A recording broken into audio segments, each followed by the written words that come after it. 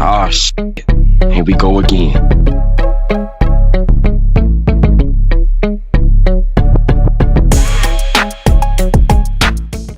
So we sitting in the day room and Al like, hey Dante, there go Donovan. There go Donovan. I'm like, Donovan? He said, Donovan from Detroit. I said, oh. So y'all wonder like, who the heck is Donovan?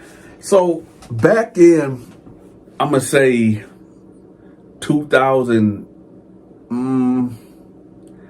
I don't know, maybe 2012, 2013, 14-ish. So me and Al was at this hood party, right? A party that we had no business in, right? And basically, long story short, these Bloods tried to get on me and Al head, and this dude named Donovan that had no idea who me and Al was. He thought Al was somebody that he wasn't. Like he was like a homeboy to a homeboy, whatever. And he basically pulled out the you-know-what and bagged the whole crowd down from getting on me and Al head. And then later on, he found out that Al was not the guy that he was trying to, he wasn't the guy. But from that day on, we see he was a real dude. And, he was just with us. So, when Al was like, there go Donovan, and Donovan came in, I said, oh, snap. So when he came in, me and Al came over there, what's up, Don? What's up, D? And all this and that. So we like, man, what the heck happened, bro? What did you do? Like, how did you get in here, man? So he like, all right, come on, y'all. So I'm walking him to his cell. So we get in his cell and he putting his stuff up. And he like, man, bro, y'all wouldn't even believe what happened, bro. I'm like, what happened? What happened? He said, so I end up getting one of the PPP loans, right? I said, yeah. He said, so I'm getting out the streets and, get my life together. And I end up getting this store. Okay. I'm basically got a store. I'm running it out of my house. I said, okay. So basically his whole setup is, since he stay in the hood, he just there's no corner stores in his neighborhood, because in Detroit on that side of town, it's like all abandoned, really. There's no stores or nothing over there. So he said for the people that live in his community, he just gonna make his house like the candy store or like the hood store, whatever the case is. He'll go to Sam's Club and get a whole bunch of stuff, right? Now, I'm able to talk about this because he already doing his time and he told me I could tell this story. Just to let other people out there know that crime does not pay, man. Just do right in life, all right? Don't take no shortcuts, believe me. Shortcuts, my fault. So he said that, he got the store up and running. Everything is good, right? He said maybe the 10th day that he got his store up and running. Now, this is how the setup is. You come to his door. He got an armor guard door right there in the front, right? When you come in, it's his living room. And that's where all the snacks and the chips and the drinks, and he got the drinks in the cooler and stuff, right? All that stuff is just displayed right there, boom. But he has a door. Do y'all know them security doors where it's not even security doors at the mall? When they bring it down like this at the mall, when they closing up, it's some type of, it got bars, like bars is like this. And then it's like bars that go in like this. You can bring that down. So he said that is what's dividing the living room store, which is with the store at, is dividing the rest of the house, right? So he said usually he just sitting right here in the corner right there. And when people come in, they look around, they grab whatever they grab, and they come over and they give him the money. They put it in this jar, right? So he said on the 10th day of him doing this, 2 dudes run up in there when they got masks on.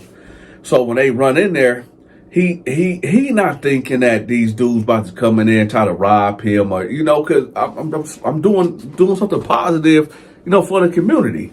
So he said he go up in there and the dude come with his sword off like this, like, yeah, give it up. So while dude got, Donovan at dead to rights like this, Donovan, his hands is up just like this, right? So now You got the other cat over there that's taking chips, taking drinks and all that. Keep that in mind too. Keep that in mind, right? So after they rob him and everything, he don't call the police because Donovan is a street dude, right? A recovering street dude that's trying to change his life, but he ain't calling the police. No way. Now, remember I said that the dudes was grabbing drinks. Now watch this. This is a Faygo, a grape Faygo, right? Before we go on, for people that's from Michigan or wherever you from that sell Faygo drinks, what is your favorite Faygo drink? Mine is actually probably the red one. Mine's the red one. But anyway, nobody in the hood in that area drinks grape Faygo. They get the lime one, they get the orange one, they get the red one. What other colors? This is the least drank one, okay? It's so least drank, right, that he noticed a whole 6-pack was gone, right? So him knowing a whole 6-pack of these are gone, anybody can go to the store and grab this, but don't nobody drink grape Faygo. So we're gonna say 2 days go by, right? You got this cat. I'm not gonna say his name, okay? And I actually gotta say rest in peace to this dude. You got this cat out there selling. You would think that if you rob a man for his snacks, yeah, this is what it's all about. If you rob a man for his snacks, that you wouldn't go back and try to sell the snacks to people in the neighborhood, right? Dead giveaway. So one of Donovan's homeboys like, yo, hey, it's this dude over there selling snacks right at the park. And he like, what you mean he's selling snacks? He like, man, I think the dudes that robbed you the other day, they up here at the park. So he like, all right, man, I'm on my way. So this is Detroit. So he grabbed that, right? And he head on up there. Keep in mind, y'all, this dude keep inventory. So now he get up at the park, right? And he see the two guys right there. And guess what he see? He see a 6-pack of these. 6-pack of the Faygo grape, right? So he roll up on him. He like, hey, now when he walked up on them, they both was like shook a little bit like, can I help you? He like, where y'all get them drinks from? Where y'all get this candy and stuff from? They like, man, we ain't, man, gone, man. You want to buy something? He like, y'all took my, didn't you? Y'all took my, they like, man, come on, bro, man. We ain't take nothing. He upped it, right? Whoa. Y'all know how these dudes be. Oh, no, copping art. No, you know what you did. Oh, no. Come on, bro. Don't do this. He put it right to do here. Where my money at? Where my money at? Man, I ain't got no money, man. I don't know what you're talking about. Where my money at? I know it was y'all that hit my stove. I know it was y'all. Look, I mean, don't nobody even drink grape Faygo. Nobody even drink grape Faygo, man. He like, no, man. No, I promise, man. Somebody gave that to us, man. Somebody gave me, we bought it for like $5, man. Somebody just came through and gave it to us, and we just selling it. He like, you think I'm that stupid? You think I'm that stupid? Where my money at? I ain't gonna ask again. Where my money at, right? Dude like, I don't know. And the other dude basically pushed off on him and start running. Donovan said that he don't know, that maybe it was just an instinct. He said he don't know whether he blacked out or he just felt like his life was in danger because he felt like maybe this guy is about to run and go grab something and try to do me in. So he say all he know is he just went this way and just started letting them off, right? dude hit the ground. So he said when dude hit the ground, he realized like, oh snap, I just executed this dude, right? Now he's saying the other guy that's in front of him, where he had the thing that, you know, the thing on him like this. He said, dude that's cowering, he in front of him cowering like this, like this, like, oh bro, don't do this to me. And he said when he looked at the guy, after he went this way, he said like, I already started, I might as well finish. Took him out. All of this over this. 2 lives has been sent to the underworld over this. But you know what? We got to look past this. When you grow up in the hood and in poverty, and you got, DMX said something. He said that, and I'm out here robbing N-words just as broke as myself. Broke people robbing broke people. What are you gaining from that? So he said that, you know, he was just sitting there and he was like, dang, I just threw my life away. I just threw my life away. So he said he's sitting there, people screaming. He hear the sirens in the distance. And it's crazy because this is Detroit. When you call my auntie called. It said that somebody broke into her house. They called the next day and said, do you still need a patrol car to come through? But, hey, things happen in mysterious ways in Detroit. Anyway, he said he hear the sirens in the distance, right? And he said that, you know, he just sat there. He like, it ain't no point of running. It ain't no point of, you know, going on a run. I'm going to get caught anyway. So he said he just sat there.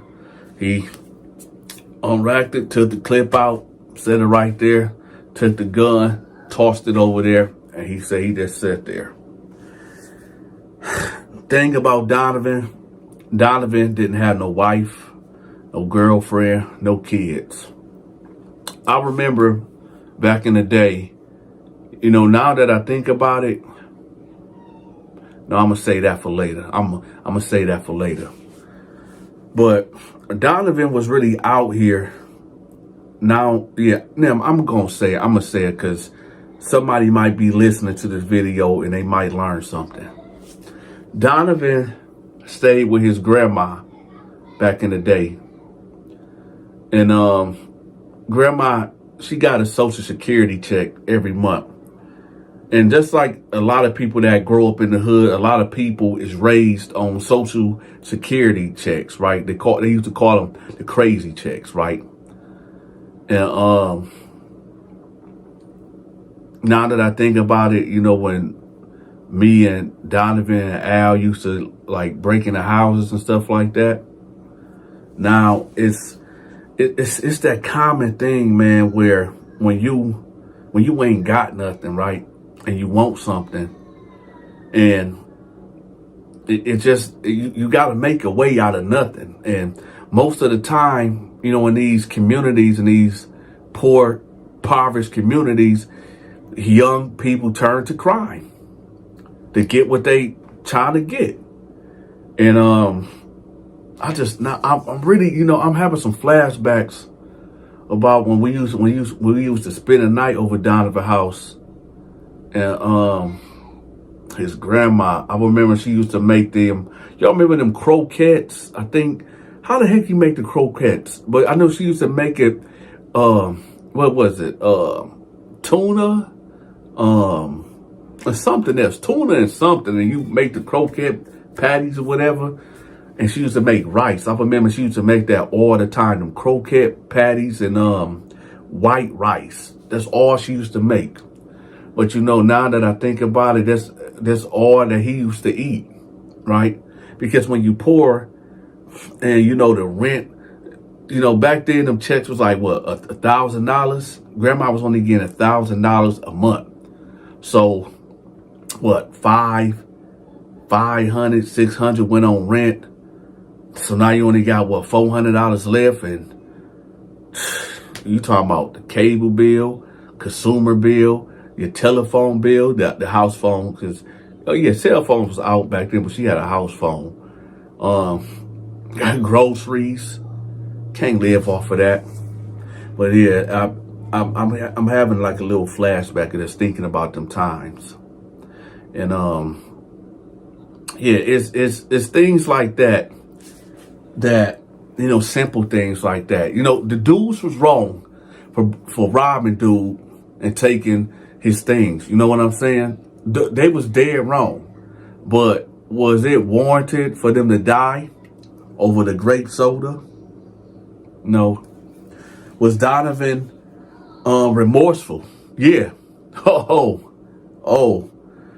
Donovan was really remorseful.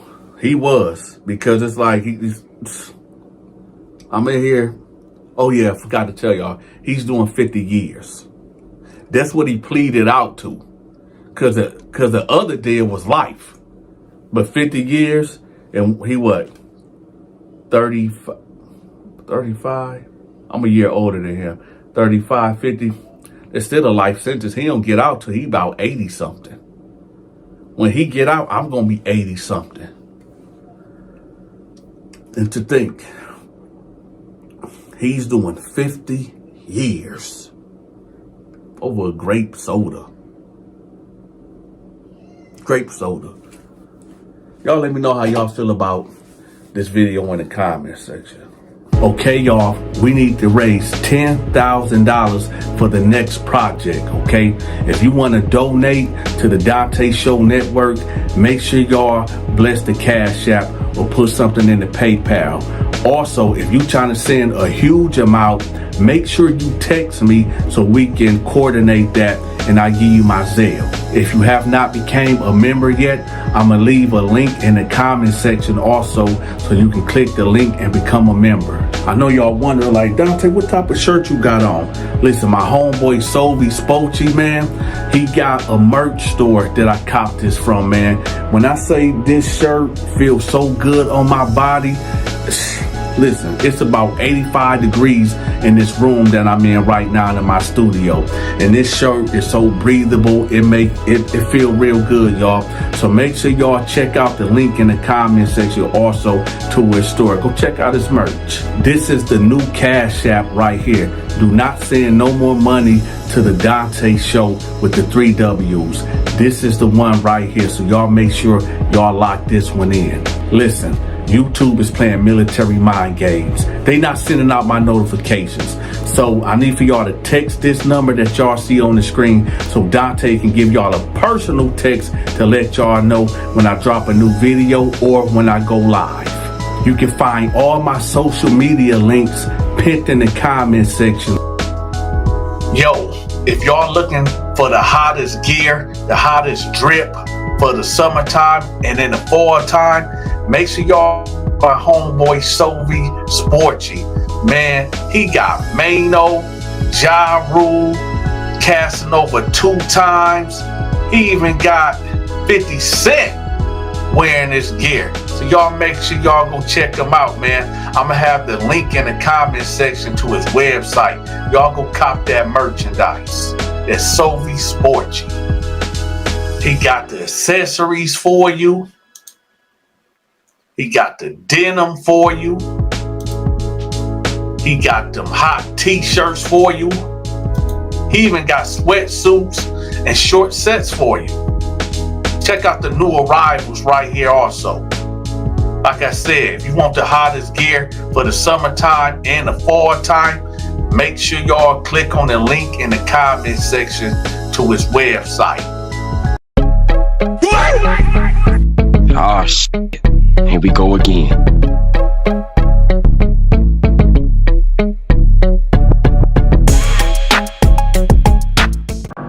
They knocked him out, pulled down his pants, spreaded his butt cheeks, spit in y'all know where, took Vaseline, took peanut butter, packed him out, and y'all know what happened next. Ah, shit. Here we go again.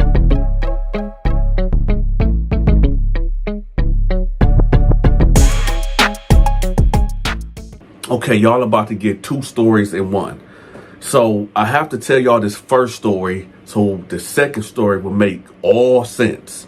Now, I'm not from Chicago, okay? But I got family that's from Chicago. And unfortunately, a lot of my cousins that's there are gang bangers. Not gang members, they are gang bangers. They actively in the streets.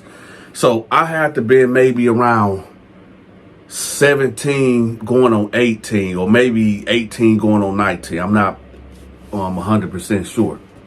But I was naive to the gangs. Like, I knew they existed. I knew my cousins was gang members, but I didn't know how serious it was because I was from Flint, Michigan, right? So, you know, Flint had gangs, but not like that. It was more like a hood thing. Like, you would have Merle Hood versus Pearson Hood versus Wesley Hood versus Selby Hood, and the list would go on and on and on, right? So I knew them politics, but Chicago, it was so many gangs. And unfortunately, most of my cousins was something that you call GDK, right? So I didn't know what that meant. You know, I hear GD, GDK, Black Stones, Peace Stones, all these gang names. And my cousins, they were a part of a set called GDK, right? They got it on their arms. They got it, I don't know, graffitied out and all that, right? So me being super naive, right? I go to the store, right? My cousins tell me, like, when you go anywhere around here, you need to be with us, right? And y'all know Dante hard-headed. So I'm like, man, I don't need nobody, right? Now remember, y'all, this was how long ago? This was maybe about 16, 17 years ago, right? This is when Chicago was when dudes was calling dudes Joe. Y'all remember that? Hey, Joe. That's the Chicago that I'm referencing right there, is when dudes was calling dudes Joe. Okay, so that was that Chicago. So I'm like, anyway, so I go to the store one day, right? And I seen a couple of guys that looked familiar, that I seen that was with my cousins, but so I seen them right there. It's like 5 of them.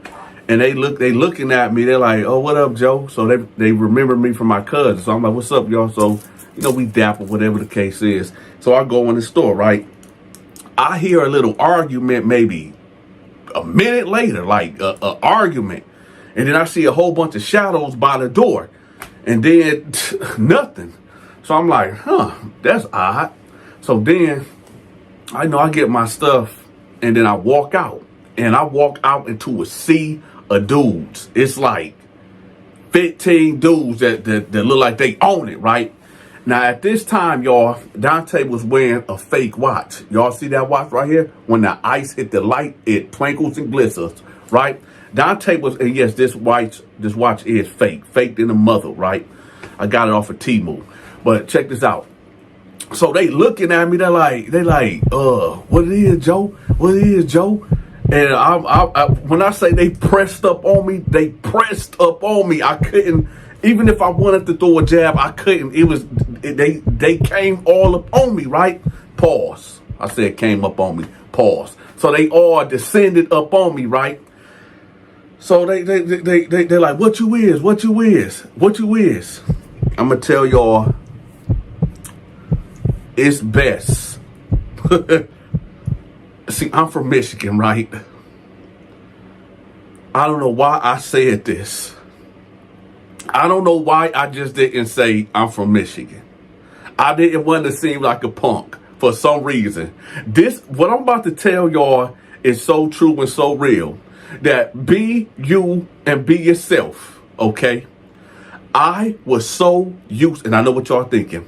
The dudes in Chicago, they know what I'm about to say. I was so used and so trained of hearing my cousins kept saying GDK, right? I don't gang bang. I'm not a gang member. I'm not a gangster disciple. I'm not a GDK, which is what I'm about to tell y'all.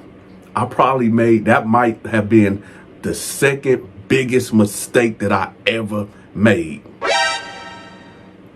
My mouth blurted out because I thought this is what this was. I said GDK.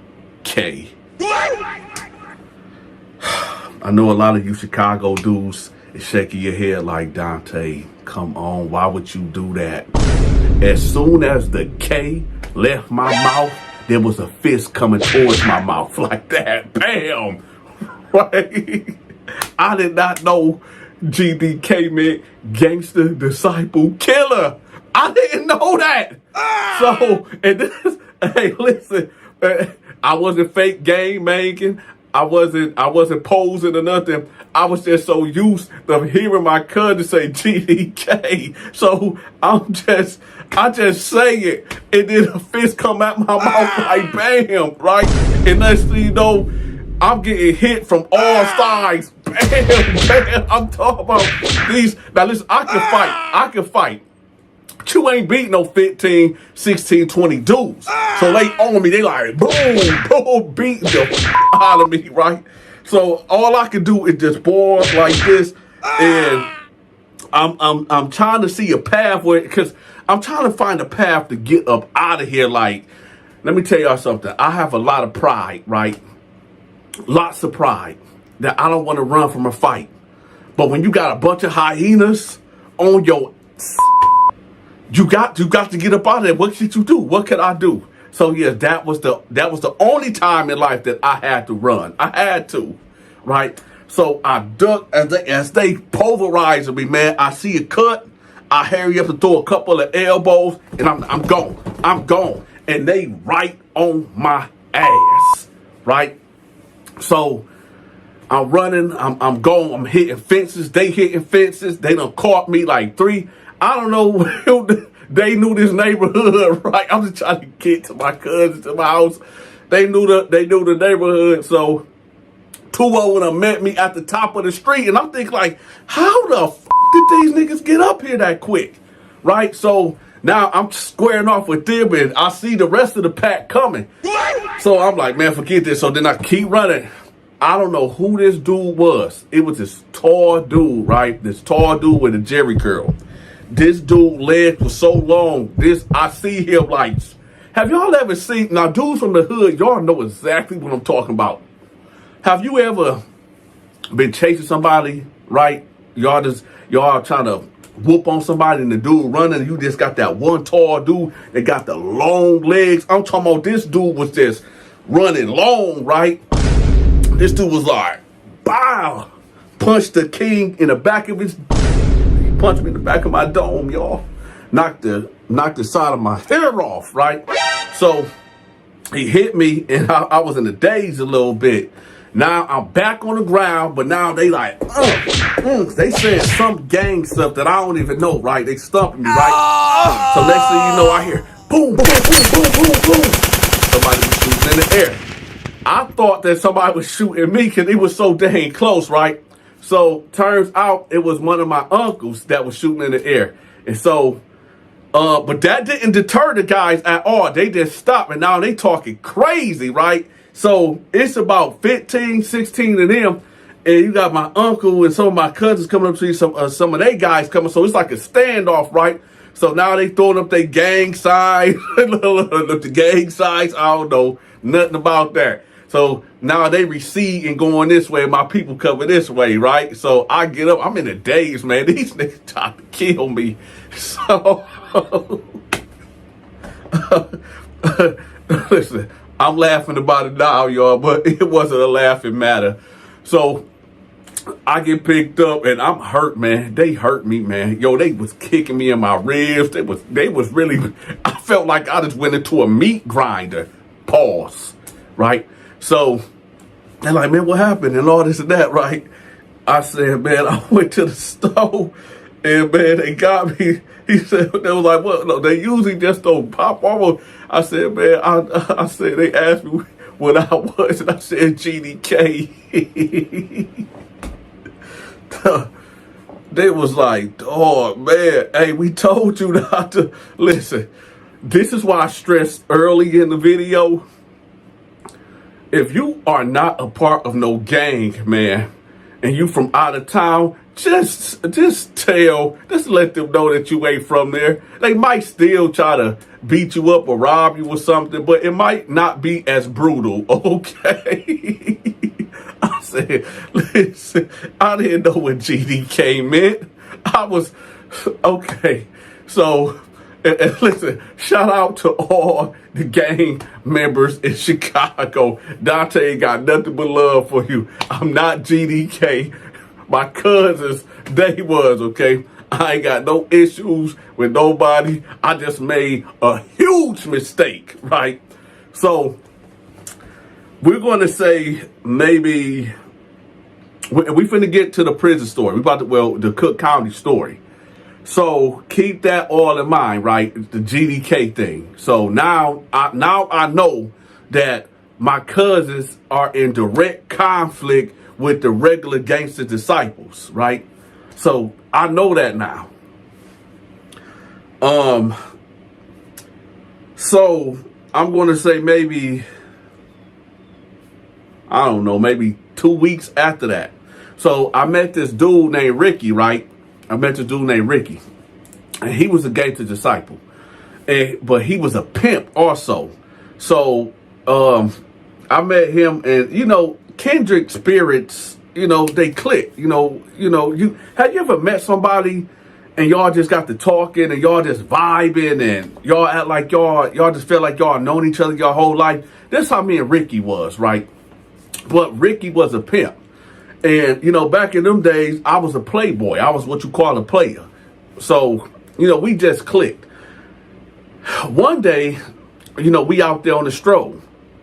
And he telling me, his whole program of how, the girls go do this, do that. I don't really want to say too much because I don't want to glorify that at all. But no, Dante was not pimping. But this is how Dante ended up in Cook County. So, we out there. He just showing me his whole setup. The girls do their thing, get the money. He said a lot of these days, these girls was getting robbed. So as soon as they get the money, they just shoot it off to him. Usually, he said he get them a quota about 2, 3, 4, 5,000 a day, and they just come give it to him. But he said these girls was getting robbed by the police and other dudes, so he had to be out there active. So I'm just out there with him. We just kicking it, and next thing you know, woo woo. Now, where I'm from, don't run from the police. If you ain't got no gun on you and no drugs or nothing on you, I ain't got to run. Why am I running for, right? This is Chicago, though. This ain't Flint, Michigan. This is Chicago. Chicago biggest gang is the police, right? So he take off that way. I'm still standing here looking stupid, right? Big stupid across my forehead. While they jump out, I'm standing there like, they like, throw me on the car. I'm like, what y'all doing? I'm talking about they jacking y'all homeboy up. They got my hands behind my back, jacking me up, throwing the handcuffs on tight. I'm like, man, what is y'all doing? They pat me down and everything, right? They hit me with pandering and what was that?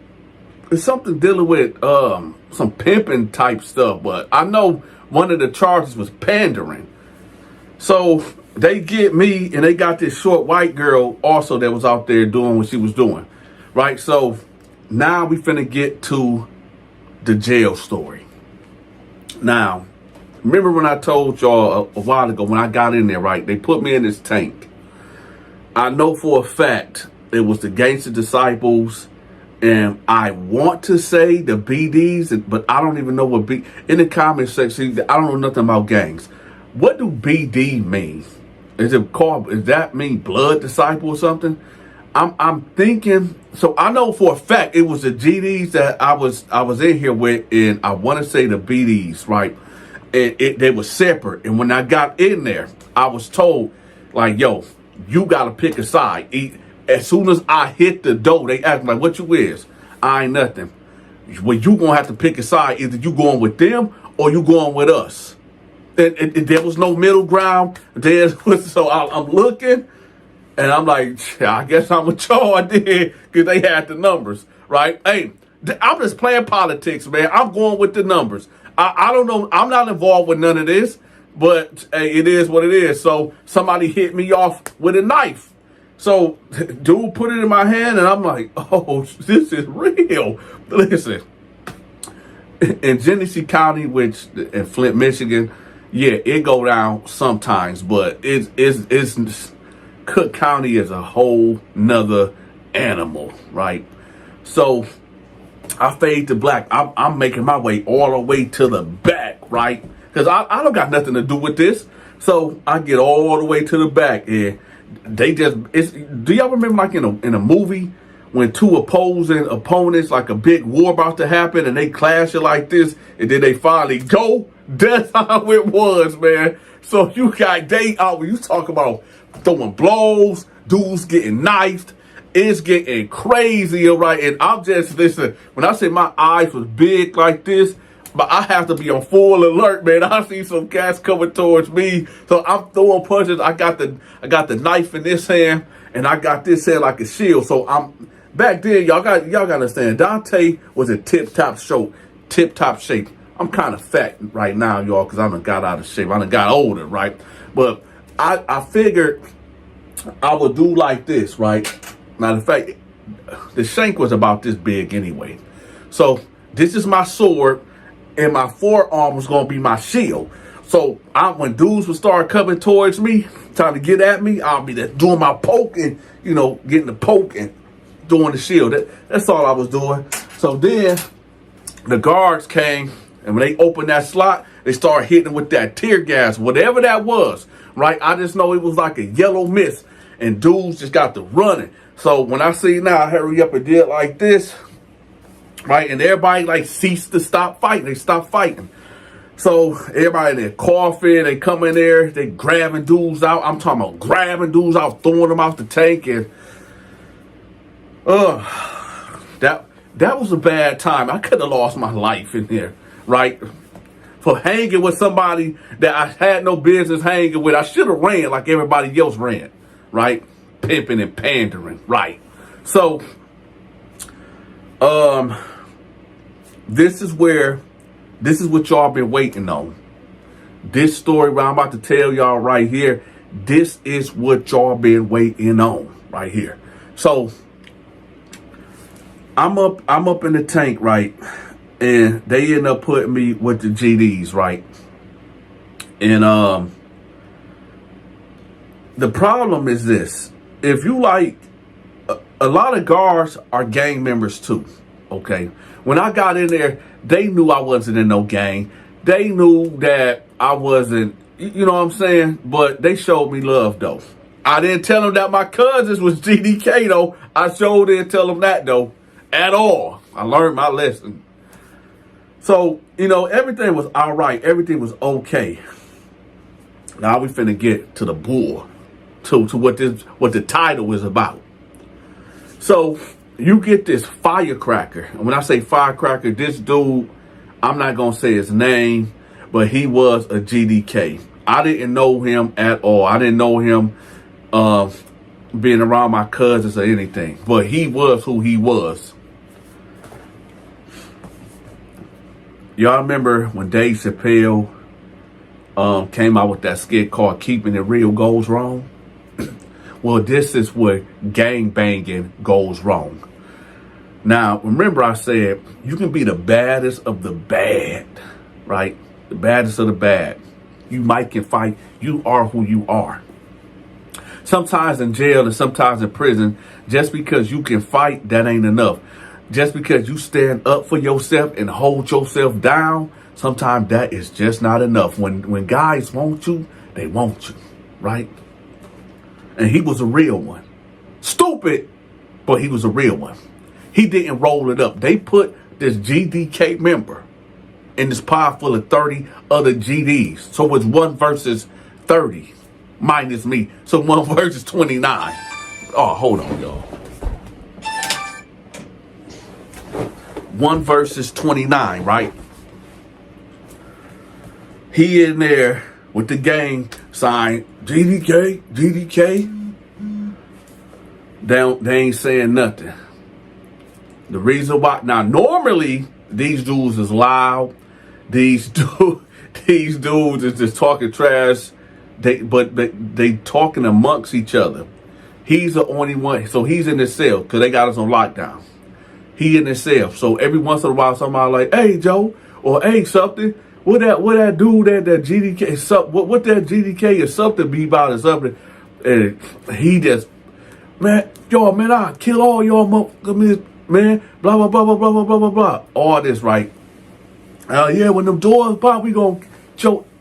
Right? They just going back. Whatever lingo, whatever they said, I don't understand it, right? This is where this story finna take a crazy, crazy turn. Now, the GDK dude is probably, so it's 2 tiers. He's directly under me, right? Because he be in the vent. He be up like in a vent talking, saying some crazy stuff, and I can hear it because I had the top rack, and the vent was right here, so I could hear him just talking trash. He just saying all type of crazy stuff, right? And I also hear other guys talking about, yeah, we're going to get that A. We're going to get that A, right? I'm thinking they talking about, beating him, getting his ass, right? Remember I told y'all some of these guards are gang members, right? Remember that. So, in the middle of the night, we finna get to it. Hold on, we finna get to it. Hold on, y'all. If y'all haven't hit the like button, hit the like button.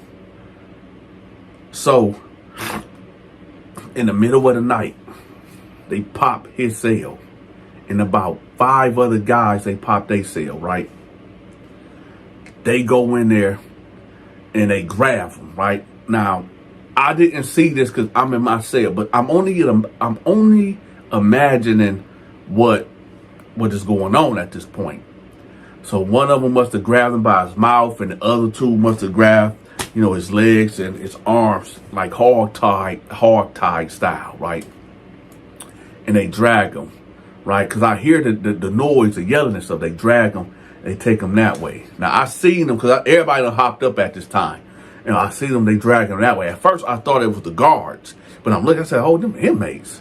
So I wake my bunker, I said, hey, man, what's up? What's going on? He said, man, don't even worry about that. Don't even worry about that. So they take him over here.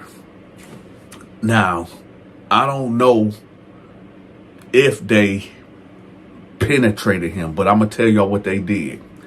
This is what I was told what they did. They beat him unconscious. Pulled down his pants. Hold on. They beat him unconscious. They pulled down his pants. We're just going to say this because I don't know, because it's still up for debate.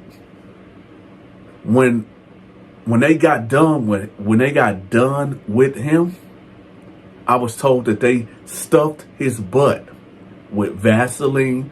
And they stuffed his butt with peanut butter. I don't know nothing. Listen. Listen. I know I'm a jail dude. I know I'm a jail bird. Okay?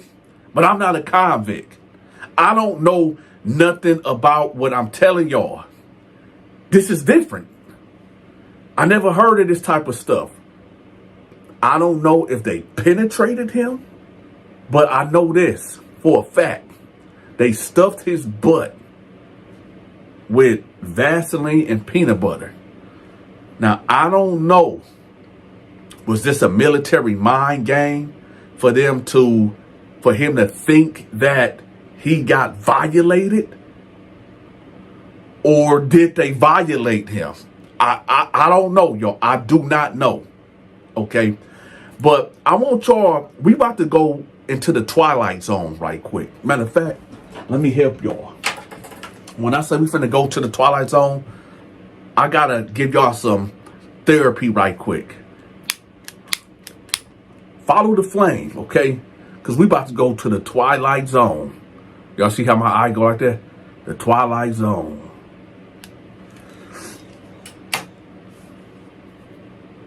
You gotta have a certain mentality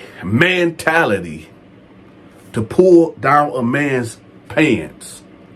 Somebody had to grab his butt cheeks and spread them. And somebody had to take a gop, whatever the word is. Y'all know Dante can't talk. Somebody had to get a gop of Vaseline and put it in that man's butt. And they had to get the peanut butter. Peanut butter and Vaseline is very sticky for them to put it in this man's butt. Now, again, I don't know if these dudes well, he was violated, period. Because that's a violation right there. But he was knocked unconscious. And they stuffed him like a bird, like a turkey, with peanut butter and Vaseline. Now, like I said again, y'all let me know in the comment section, was this a military mind game for him to wake up believing that he was violated? Or did they violate him? I don't know. And quite frankly, I don't want to know. But this is what was told to me when I asked the next day, like, what happened to dude? Because I tell y'all what, when he woke up, oh no, I'm gonna kill these, that's all I heard. And then the guards got him up out of there.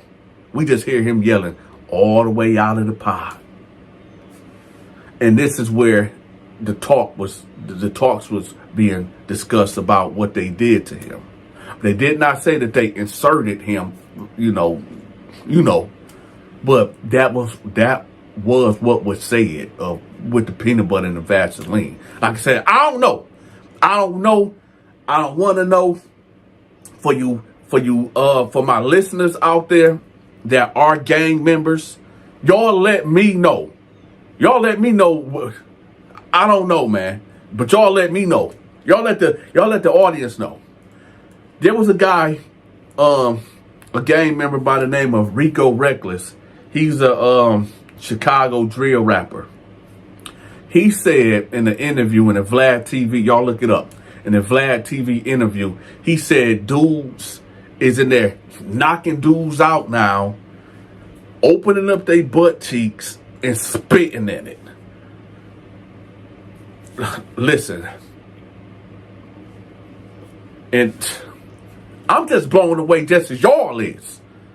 Because where I come from and how we program, the only men that is spraying the dude's butt cheeks and spitting in it is dudes that like dudes. And I don't know no straight man that's going to spread another man's butt cheeks, and let alone get their mouth towards and spit in it. What type of... Hey, listen, to each their own. We live in a 2024. To each their own. I don't know, y'all. This is a... You remember when I told y'all that I'm finna be giving y'all some crazy stories from here on out? This is one of them. So, y'all let me know how y'all feel about this one. Check this out, y'all. My partner, Naheem, well, we call him Saint Naheem now. You know, he done did some time in the penitentiary. He done got out and he done changed his life around.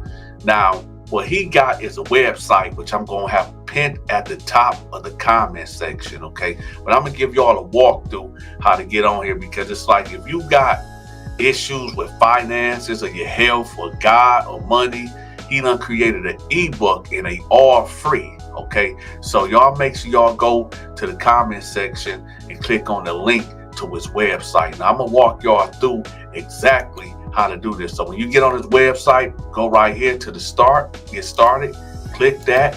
We're going to type in the Donta Show. We'll put put your own email address right there. Don't be sitting up there trying to spam me.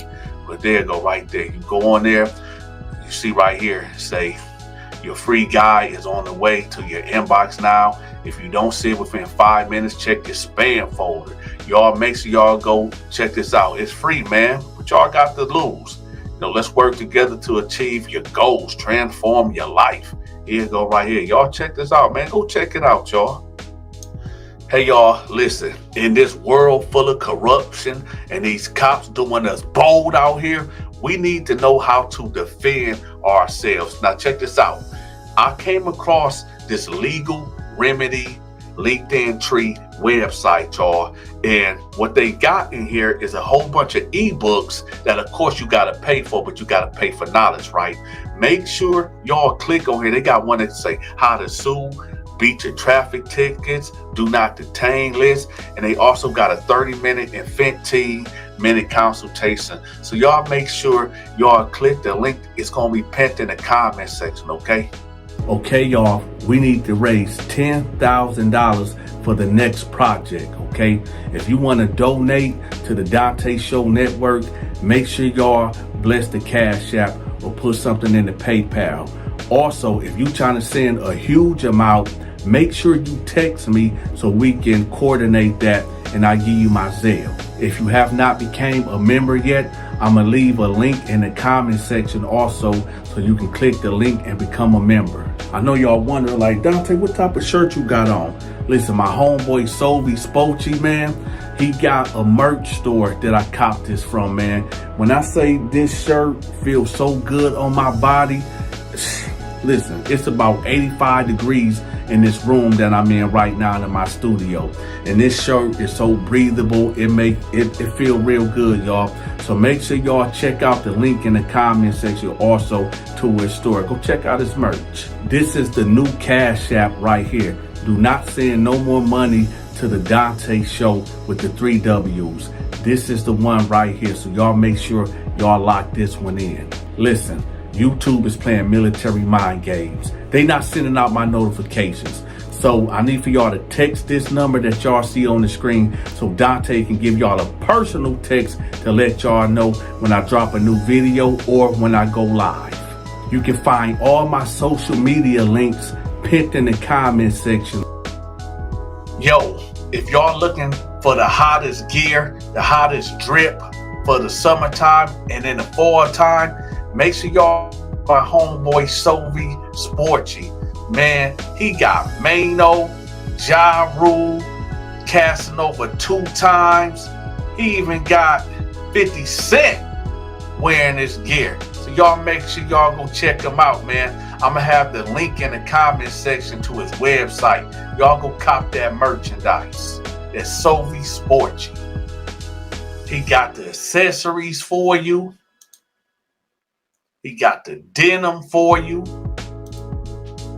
He got them hot t-shirts for you.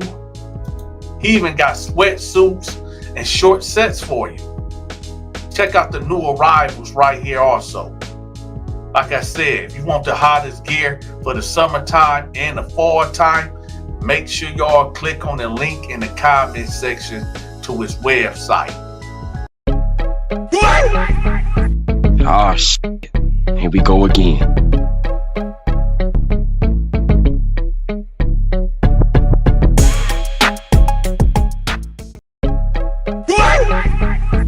Ah, shit. Here we go again.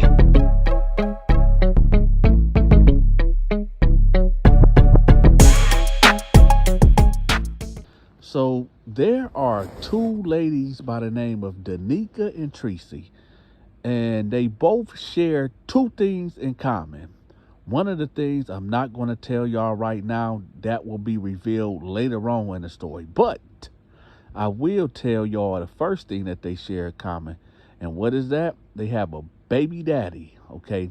Now, here's the thing, and put a pause there, y'all. I said they share 2 things in common. So I'm going to reveal that later. But before we even go on, y'all make sure y'all hit the like button. So what happens is both Tracy and Danica have an 8-year-old child. One has a boy, one has a girl.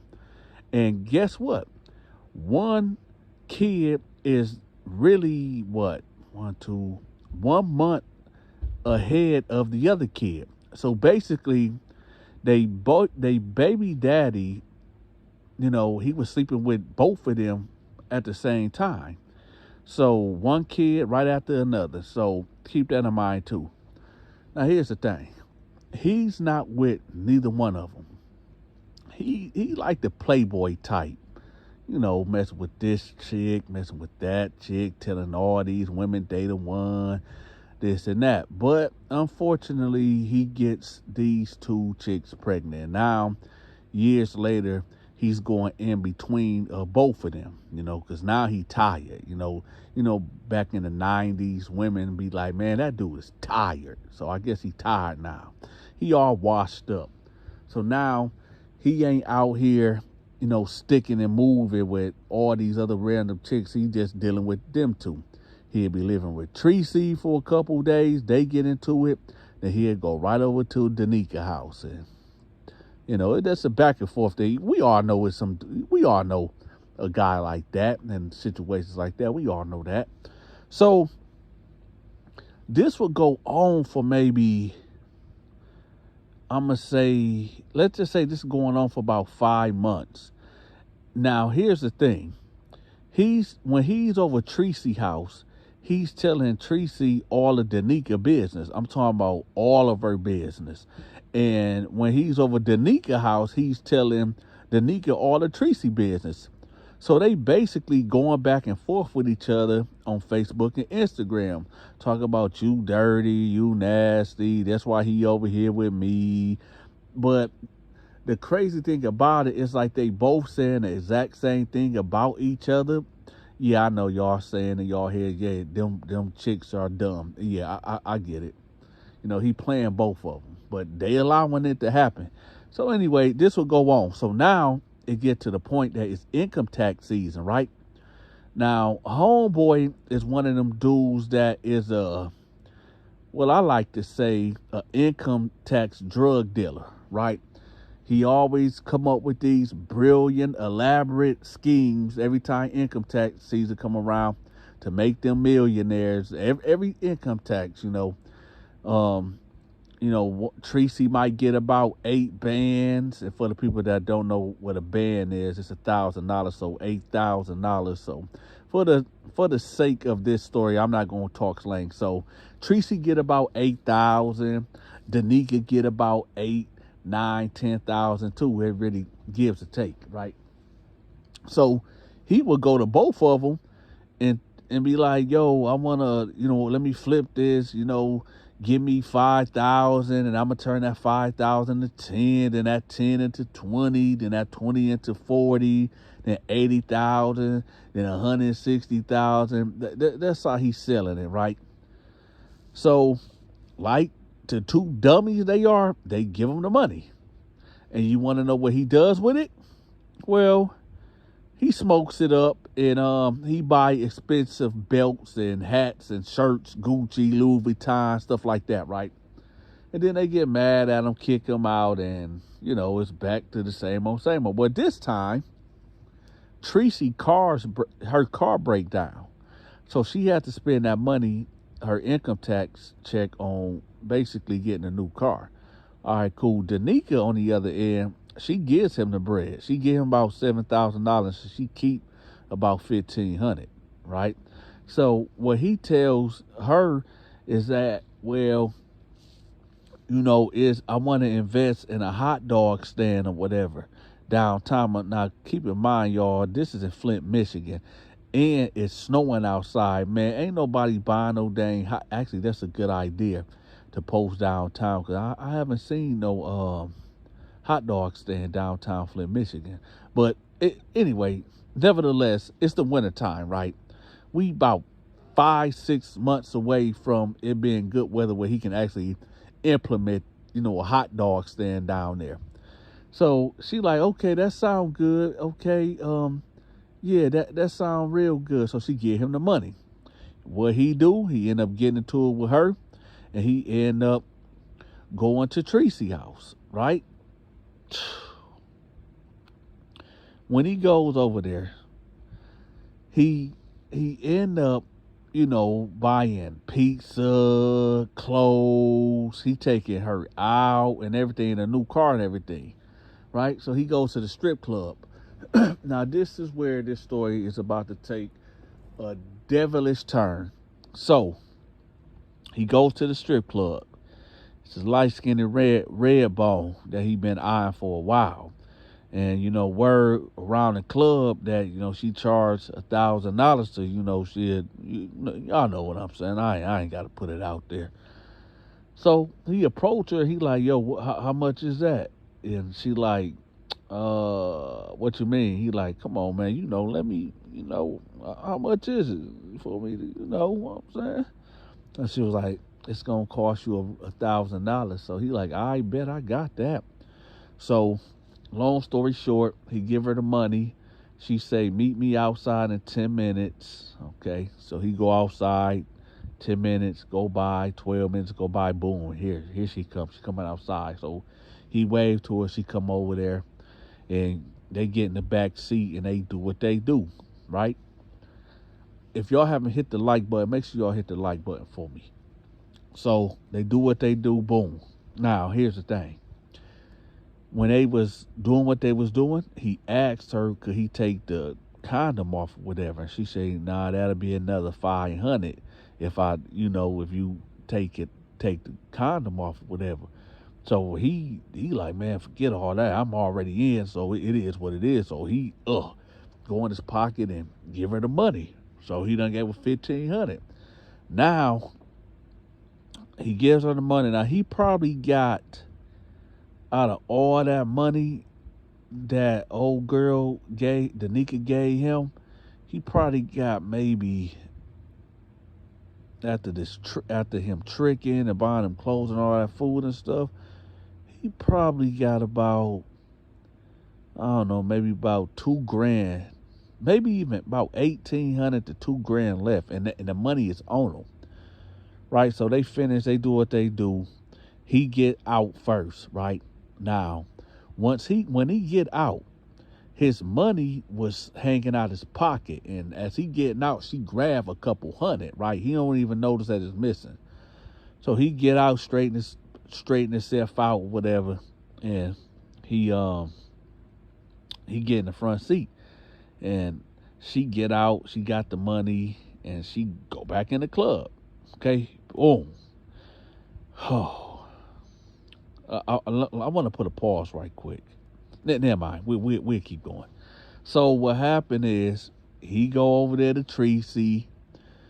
They end up doing it. No protection, right? They end up getting into it.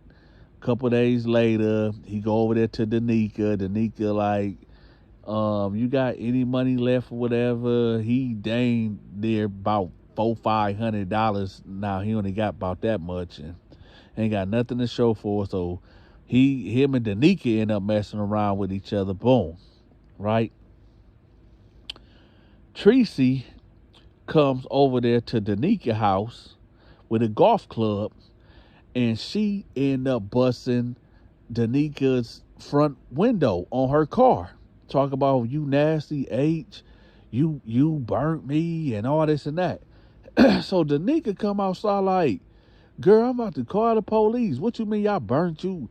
Yo, you so nasty. You gave so-and-so gonorrhea or whatever, and he done gave it to me. You nasty B and all this and that. Right? So she like, hold up. No, if anything, you got something. I ain't mess with nobody but him. Right? Now, hey, listen, y'all. This ain't up for debate of who's screwing who, if Danica or Tracy sleeping with anybody else. But I don't know. This is just a story I was told by one of the three. I ain't gonna reveal the name, but here's the thing. So where I'm assuming the STD came from was the stripper, right? Because he messed around with her without the condom, and I'm hearing that Tracy or Danica, they ain't messing around. You know what I'm saying? It's him. It's their baby daddy is the common denominator. Do y'all remember earlier when I said that the two baby mamas share something in common. Well, that was it. They both shared gonorrhea in common because, he passed that on to both of them. So anyway, let's get back to the BS. So now, she got the golf club. She done shattered the front window of Danica car. Danica on the phone with the police and telling her, yeah, this woman out here destroying my vehicle and all this and that. So then Tracy get in the car, she pull off, she leave, right? Dude ain't nowhere to be found. So, Danica calling him like, hey, man, Tracy came over here and she bust my window and she talking about that I gave her an STD and really it came from you and, man, you need to get over here and all this and that. So he like, man, all right, man, I here I come, man. So he pull up over there, and she like, you effing somebody else and all this. And he like, no, man, I ain't effing nobody. So she like, man, I'm so tired of you. So she get to hitting on him, punching him and stuff, and he finally admitted like, yeah, okay, all right, man, I effed this chick at the club, and yeah, I went in it raw and all this and that, and my bad and all this and that. So now she just, at this point, she just tired. She tired of him. She just tired of the whole situation. So she said, you know what? After all these years, I'm done. It's over, man. I ain't got time for this. I should have been left you. I should have been left you alone. You been sleeping with me and her 8 years ago, and man, you done. I ain't been nothing but good to you, man. And this how you, man. You gotta go, man. You gotta go. Just go. So he like, what you mean? I gotta go. Just go. So he like, well, I'm gonna go. She like, you better go somewhere. Go to her house or whatever. I don't care. Just go. So he got clothes and stuff, and he like, well, I'll be back. She said, no, you ain't got. Matter of fact, here, just get all your stuff. You got to go, man. So she get a garbage bag. She start putting his clothes and shoes in the garbage bag. He got about 3 garbage bags. He like, man, you gonna do me like that for real? For real, you gonna do me like that? I bet. She like, look, just go, man. Just have a good life, man. Just go. I'm done with you. So he ended up calling one of his cousins to pick him up. So his cousin pick him up and they ride, and he talking to his cousin. He tell him like, yeah, man, I think I really messed up this time, man. I done slept with this chick at the strip club, and she done gave me gonorrhea. I done gave both of my baby mamas gonorrhea, and she done put me. I think Danica really done with me, man. So his cousin's like, well, I mean, shoot, you say, I don't know what to tell you, dog. I don't know. So he like, where you going? He like, man, take me to Tracy's house. So they pull up at Tracy's house. So he knock on the door. He tells his cousin, just wait a minute right quick. So he knock on the door. Tracy open the door like, so you heard what I did? He like, yeah, man, but you ain't have to bust her window, man. Why you do that? You know I'm about to pay for that, right? She was like, okay, but she should have never gave me no STD. And I told you about going in between both of us. That's why I got an STD because you messed with that nasty B.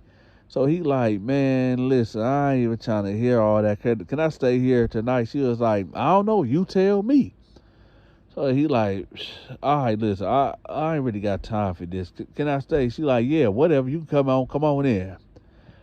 So he go back to the car. He grab his bags and tell his cousin like, all right, man, I'm out. So he like, all right. So the cousin pull off. He come in the crib.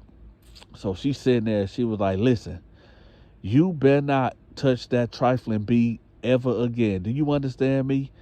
And he like, man, I ain't trying to really argue with you, man. My bad. And she was like, so you weren't going to tell me that you had gonorrhea? He like, man, I didn't know. I didn't know, man. But, man, I go to the clinic tomorrow, man. We both go to the clinic, man. Let's leave me alone, man. So she like, all right. Meanwhile, on the other side of town, you got Danica talking to her best friend, right? And she telling her, like, I'm just so tired of him, man. He been dogging me out for 8 years, man. I keep taking him back, and, he just keep doing the same thing, man. I'm tired of him. Then he gave me this ST, man. And then Tracy come over here and she gonna bust my front window. So y'all know how these ratchet chicks is, her friend. Like, well, shoot, let's go over there and bust her windows out and flat her tires. So Danica like, man, no, man, I'm just gonna let it go. So her friend like, no, F that, no, F all that, no, she gonna bust your window and you ain't even do, no, heck, sorry, I'm finna come pick you up, girl. So she like, all right, come on, come pick me up, right? So her friend come pick her up. Now that's maybe about 1 o'clock in the morning at this time. So they pull up at Tracy's house. Tracy's car sitting right there. They get up there. They flatten all 4 of the tires and they key the car. And then they leave, right? Now, dude about to go to the store. It's probably 7:30 in the morning. He gotta go get him a beer. So he come outside and he see the car on 4 flats and the car key, right? So he like, man, all right, man, this some bull, man. So he go back in the car, he go back in the house and he wake Tracy up and be like, man, hey, man, Danica done flat the tires and keyed the car, man. So Tracy get up like, what? What you mean? She said, oh, heck no, that be, she gonna touch my car? Like she just did the day before, went over there and smashed her window. Don't that be crazy when people do something to you and then when you do it back to them, they just act like you just wronged them so bad? So that's what she doing. So she like, oh, heck no, I can't believe this B gonna touch my car. Oh, heck no. So she get on the phone, calling Danica. Danica answer the phone. Oh, so you gonna really do this to my car? You gonna do this? So they just arguing back and forth and this and that. So she like, all right, B, I got you. Keep in mind, y'all. Just keep in mind. They both got an 8-year-old kid by this dude. And the kids is witnessing all this behavior, all this negative behavior, right? So now we finna get to the tragedy part of this whole story right here. So Tracy called one of her sisters, right, and said, man, take me to this B house, man. I can't believe she done did this to my car and I'm so sick of her and all this and that, right? So her sister ended up picking her up. The baby daddy, he like, yeah, go beat that BA, right? They get over there, over Danica house, right? Come outside, B. Come outside. Danica is sitting in the house. See, what Tracy don't know is that Danica got a little 22. And Danica, she really got it for home defense. And, she ain't no thug or nothing. She ain't ratchet like that. Well, I mean, she ratchet, but she ain't that ratchet. But, you know what I'm saying? She's staying in the hood and, she got to protect herself. So Tracy out there with her sister like, yeah, B, come outside. And Danica like, y'all better go before I call the police or whatever. And she like, no, B, you done did this to my car. And Danica like, you messed my car up too. Look at my windshield. They talk, they yelling at each other throughout the door. So Tracy gets an idea. She picks up a big old brick. And she like, B, if you don't come outside, I'm going to throw this brick through your living room window and all this and that. So Danica like, B, if you do that, I wish you would throw that brick through my living room window. Guess what? Tracy throws the brick right through the living room window. As soon as that brick left her hand and entered that window and the glass shattered, Danica come running out of the house, right? Now Tracy is in a fighting stance, like, come on, B. Well, here's the thing. Danica got that 22 in her hand. And Tracy came for a fight. You know that saying when they say never bring a knife to a gunfight? Well, never bring a fist to a gunfight. Well, Tracy is standing there in fight mode, and Danica basically seeing red. And well, she comes outside, and it's too late. All I'm gonna say is this: rest in peace, Tracy. Yeah. So Tracy, sister, like, oh my God, you shot my sister. Oh, why would you do that? And this and that. And the neighbors done called the police, and Danica go back in the house, right? Now, her daughter is in the house at this time. And, you know, she hold her daughter, talking about, I'm sorry. And the daughter like, is you going to jail, mommy? Is you going to jail? And she like, I don't know, baby. So they both cry, holding each other. The police come, they bang on the door. Where the door is open, it's cracked open. So they bang like, yo, hey, come on out. What you got a weapon on you? She like, the gun is right there, right? It's I don't got it on me. It's over there on the counter. They like, well, put your hands up. We coming through. And she's like, my daughter in here, so don't shoot and all this and that. They like, all right, put your hands up. And so she complied. They put her in handcuffs, and, you know, that's what it is. So the moral of this story right here is actually, there's a couple things that I want to discuss. You women out there, and don't act like y'all ain't been through this, and some of you women is going through this right now. A man is only going to treat you the way that he want to treat you.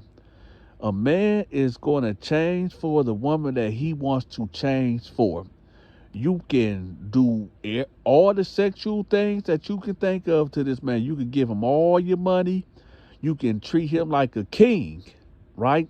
And he'll still dog you out. Why? Because he don't appreciate you. Because he really don't want to be with you. He just tolerate you because he need a place to live. All right?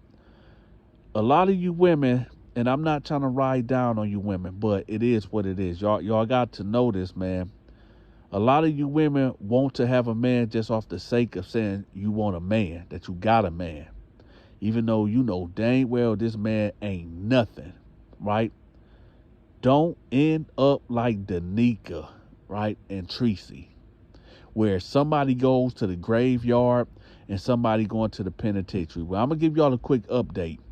Danica only had to serve 8 years, okay?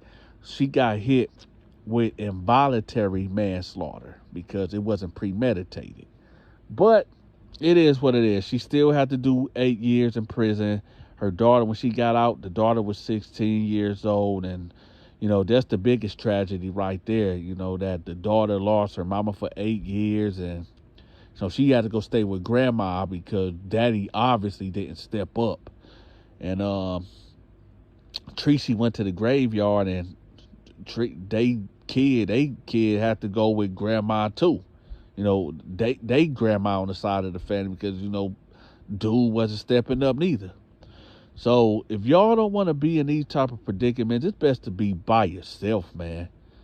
Just be by yourself. Y'all know that saying, I can do bad all by myself. Y'all women better wake up before y'all end up in one of these predicaments. I'm out. Hey, y'all, I need for y'all to check out my homeboy, Ant Lee. He got a website that I'm going to have pinned in the comment section at the top, man. He got some good music. I want y'all to check out this video that he made called Beyonce. We going to listen to a quick snippet. It's real deep. Yeah, tucking tummy, fake booty, silicone tits. Pumping up your lips with collagen shots. She a walking statue, yeah, chip off the block. Matter of fact, chip away at that foundation. The cake won't work cause your soul is stank. Girl, like I said, man, y'all go check out my homeboy, Ant Lee, man. I'm going to have his website pinned at the top of the comment section. Y'all go check the homie out. Hey, y'all, check this out. I need for y'all to subscribe to this channel called Jug Gang TV. He got 292 subscribers. And honestly, he need to have at least 200,000 subscribers. But if y'all want to get updated to the latest hip-hop things that's going on in hip-hop, make sure y'all go over here and subscribe to Jug Gang TV.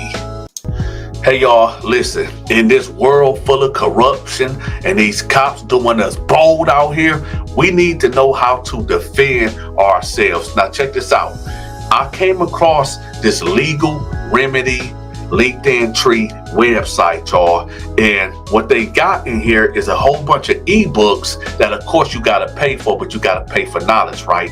Make sure y'all click on here. They got one that say how to sue, beat your traffic tickets, do not detain list, and they also got a 30-minute and 15-minute consultation. So y'all make sure y'all click the link. It's going to be pinned in the comment section, okay?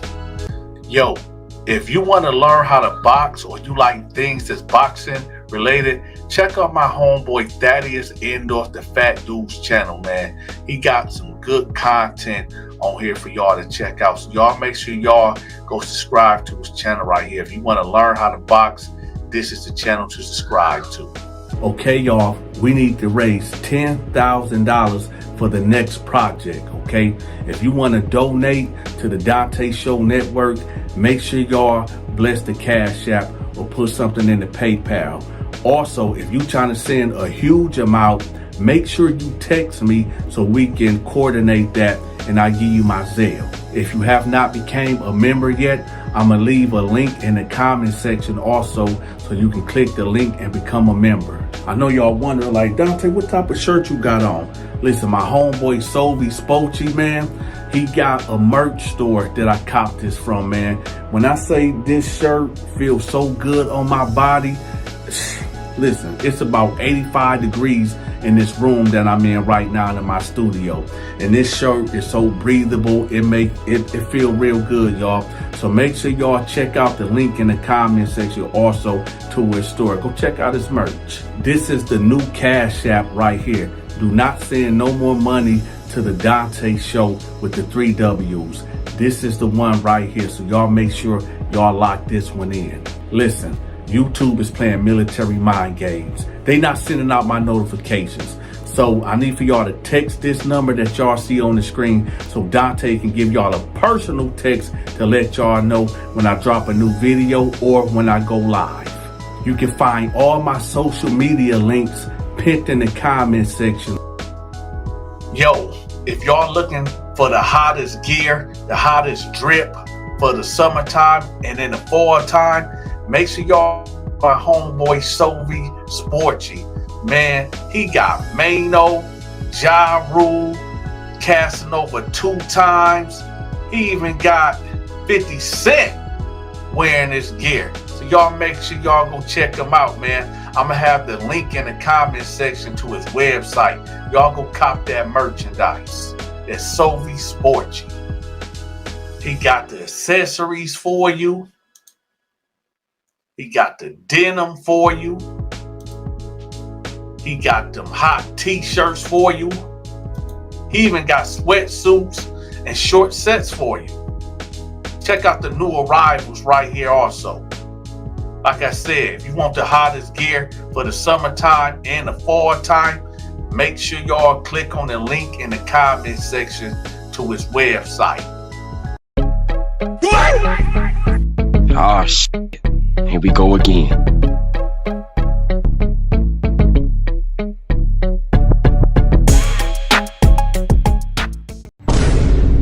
So me and my wife at the grocery store, and this gay guy walk up to me. He like, oh, hey, Donta. I'm like, excuse me? My wife looking at me crazy. He like, oh, no, I'm just a fan. Ah, shit. Here we go again.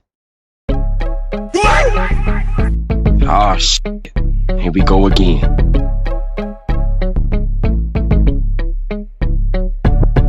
I'm just a fan. All right, for those that don't know about my female cousin situation, this is the update to what happened with my female cousin. So she called me a couple nights ago crying, talk about, yo, Donta, I need to come over there right now. Me and my boyfriend just got into it, but she's crying. So I tell her, all right, come on over, right? So she comes over. And she basically tell me and my wife that she find out that her boyfriend is gay. She said that she went through his phone and she seen an app called Grindr. Now, for people that don't know, and I'm not promoting no Grinder at all, but for people that don't know what Grinder is, it's a gay hookup app where dudes, you know, get together and they do the unthinkable, right? So she says she go to dude's phone, and she already knowing like what this app is or whatever. So she look at it and she see that he's conversating with other dudes and they meeting up and they doing the unthinkable, right? So, you know, she talking to my wife and she crying and she like, yo, I'm pregnant, and you know, that's the story right there. Y'all remember that story, right? So now today we just went to the grocery store, and you know, there's people, I'm not saying that I'm a celebrity, but you know, maybe out of a week, maybe 5 people will approach me and say, hey, what's up, Dante? Or, oh, you the YouTube guy, right? So that's normal. Now, this gay guy walked up to us, and they was like, the gay dude was like, oh, hey, Dante. And I'm looking at him like, what's up? And my wife looking at me crazy, like, who is this dude? I'm like, what's up, man? He like, oh, I'm just a fan. You know, I'll be watching your stories. I said, oh, okay, bet. He said, hey, you don't remember me, do you? I'm like, nah. He said, I was locked up with you. I said, oh, okay. What's up? He like, yeah. Do you remember me? I was like, no, I don't. So he like, well, you know, I was the guy that you remember that time when a white guy was in the white guy that was buying everybody's stuff, and them gang members end up beating them up, and you and your guys end up getting to it with them gang members, and it was a big ruckus. I said, yeah, I remember that. He was like, yeah, I was there. I was there when, you know, when you was locked up. I said, oh, okay, cool. What's up? So he said, yeah, what I really wanted to tell you is that, you know, the story that you told the other day. I said, yeah, which one? He said, about your cousin found out that her boyfriend was gay. I said, yeah, what's up? What about it? He said, well, I'm that guy. And I said, huh? He said, yeah, I'm the guy that that your cousin boyfriend was cheating with. So my wife looked at me like, what the small world, right? So I'm like, oh, I said, oh, okay, what's going on? So he like, you know, I didn't know that was your cousin boyfriend. I didn't know. I said, so what happened? He was like, well, he reached out to me and he told me that he was single and, you know, he just want to have some fun, and you know, me being, I'm single, so, you know, he was attractive. So I reached back out to him and we met up a couple times, and I asked him that he want to go to his house or whatever. He kept saying no, so we kept going to hotel. I said, whoa, hold on, brother, spare me the details. He like, oh, okay, cool. But yeah, we've been messing around for like a month now, and I'm when I heard you tell your story, because I listen to you every day, I felt so bad because I got to thinking like, wait a minute, that's the guy. I didn't know that was your family member. I was like, yeah, unfortunately, I mean, he ain't my family member, you know, his girl is my cousin, but you know, he like, yeah, I just felt so bad, and that's crazy that I ran into you here in the grocery store. I said, okay. So I said, I mean, like what? He like, yeah, I know it sound crazy, right? I said, yeah. Okay, y'all. So that's that. Now, for the people that don't know what I'm talking about, like I said at the beginning of this video, my female cousin is pregnant by this guy that is basically gay. And I asked y'all in the comment section, what should she do? This is above my pay grade. A lot of y'all was talking about, oh, tell her to get an abortion. Tell her to she just got to be a single mama, or they gonna have to co-parent. I think the best advice is when one of y'all said that she just gonna have to co-parent. And now, because I'm against abortions, right? The baby is innocent, despite what the father is into. You know what I mean? The baby is innocent. In fact, a lot of people be like, Dante, why you got a big platform? Why you don't ever share your political views? Because I realize that there's a lot of immature, non-thinking sheeps that be in my comment section that be losing their dang mind when I say certain things. In fact, I'm finna cover some things right quick, and then we gonna get back to the situation. Number one, do I believe in abortions? No. Do I think a woman's body is her choice? Yes. But at the same time, I think that if you lay down with a man and you end up getting pregnant and you terminate the baby just because you don't want to be pregnant, I think that's foul. I think that's real selfish. If everybody knows when you have unprotected sex, you can have a baby. So I think that don't be selfish, let the baby live. Now, when it's pertaining a man violating a woman and she get pregnant, that's when I say a woman's body is her right to do what she want to do. I'm not going to say yes, she should terminate the pregnancy, and I'm not going to say no, she shouldn't. I'm a lead. I don't want to speak on that. Okay, I leave that between her and God. I ain't got nothing to do with that. But if you out there having sex unprotectedly and you get pregnant, man, have a baby. It is what it is. As far as this political atmosphere with this Trump thing, this Biden thing, and Kamala Harris thing, a lot of people for some reason think that I'm a Trump supporter. And then some people think that I'm a Biden supporter. Well, Biden not here no more. I guess Kamala Harris is now. Let me tell y'all something. I support who support my interests, right? As it stands right now, I'm gonna be real with y'all. Neither party supports my personal interests. Okay. Trump,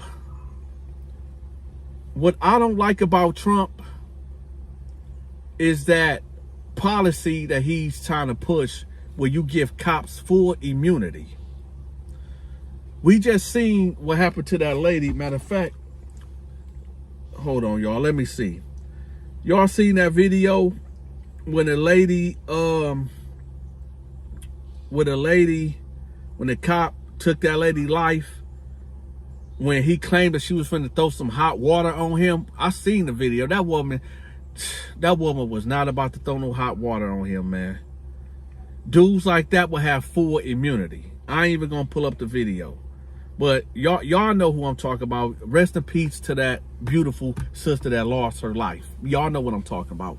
Put it in the comment section, her name. But Trump is trying to give cops full immunity so they can do all these unjustified killings and get away with it. And that don't sit right with me. It don't.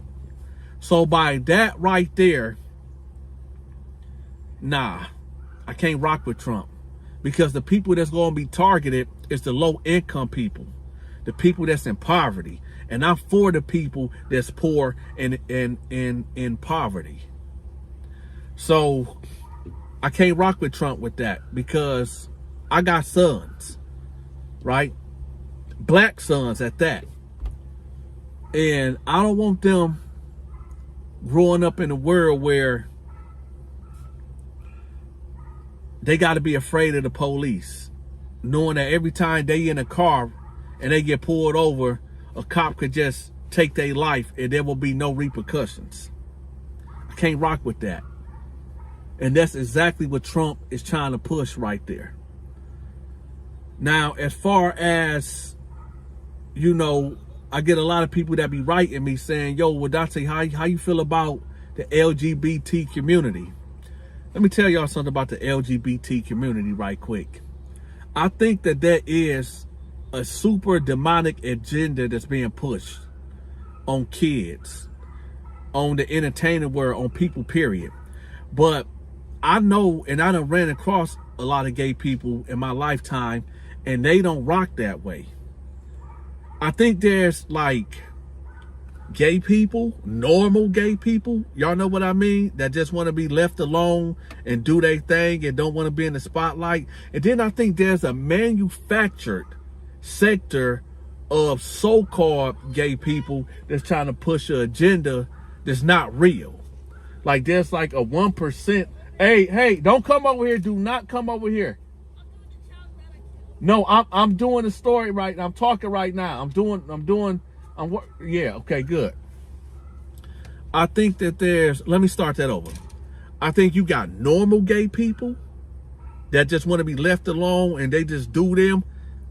That's them. And I think that there's a manufactured, like an agenda pushing people that probably not even gay, that's trying to corrupt the minds of the children and have this world in chaos.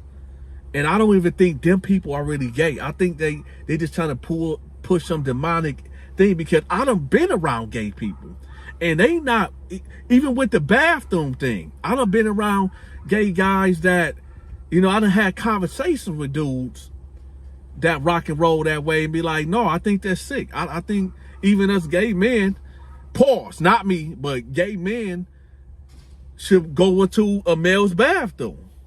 Because check this out. You always hear about the gay men that want to use the woman's bathroom, but you never hear a gay woman want to use a man's bathroom. Have y'all ever thought about that? Inquiring minds want to know, why is that? Another thing,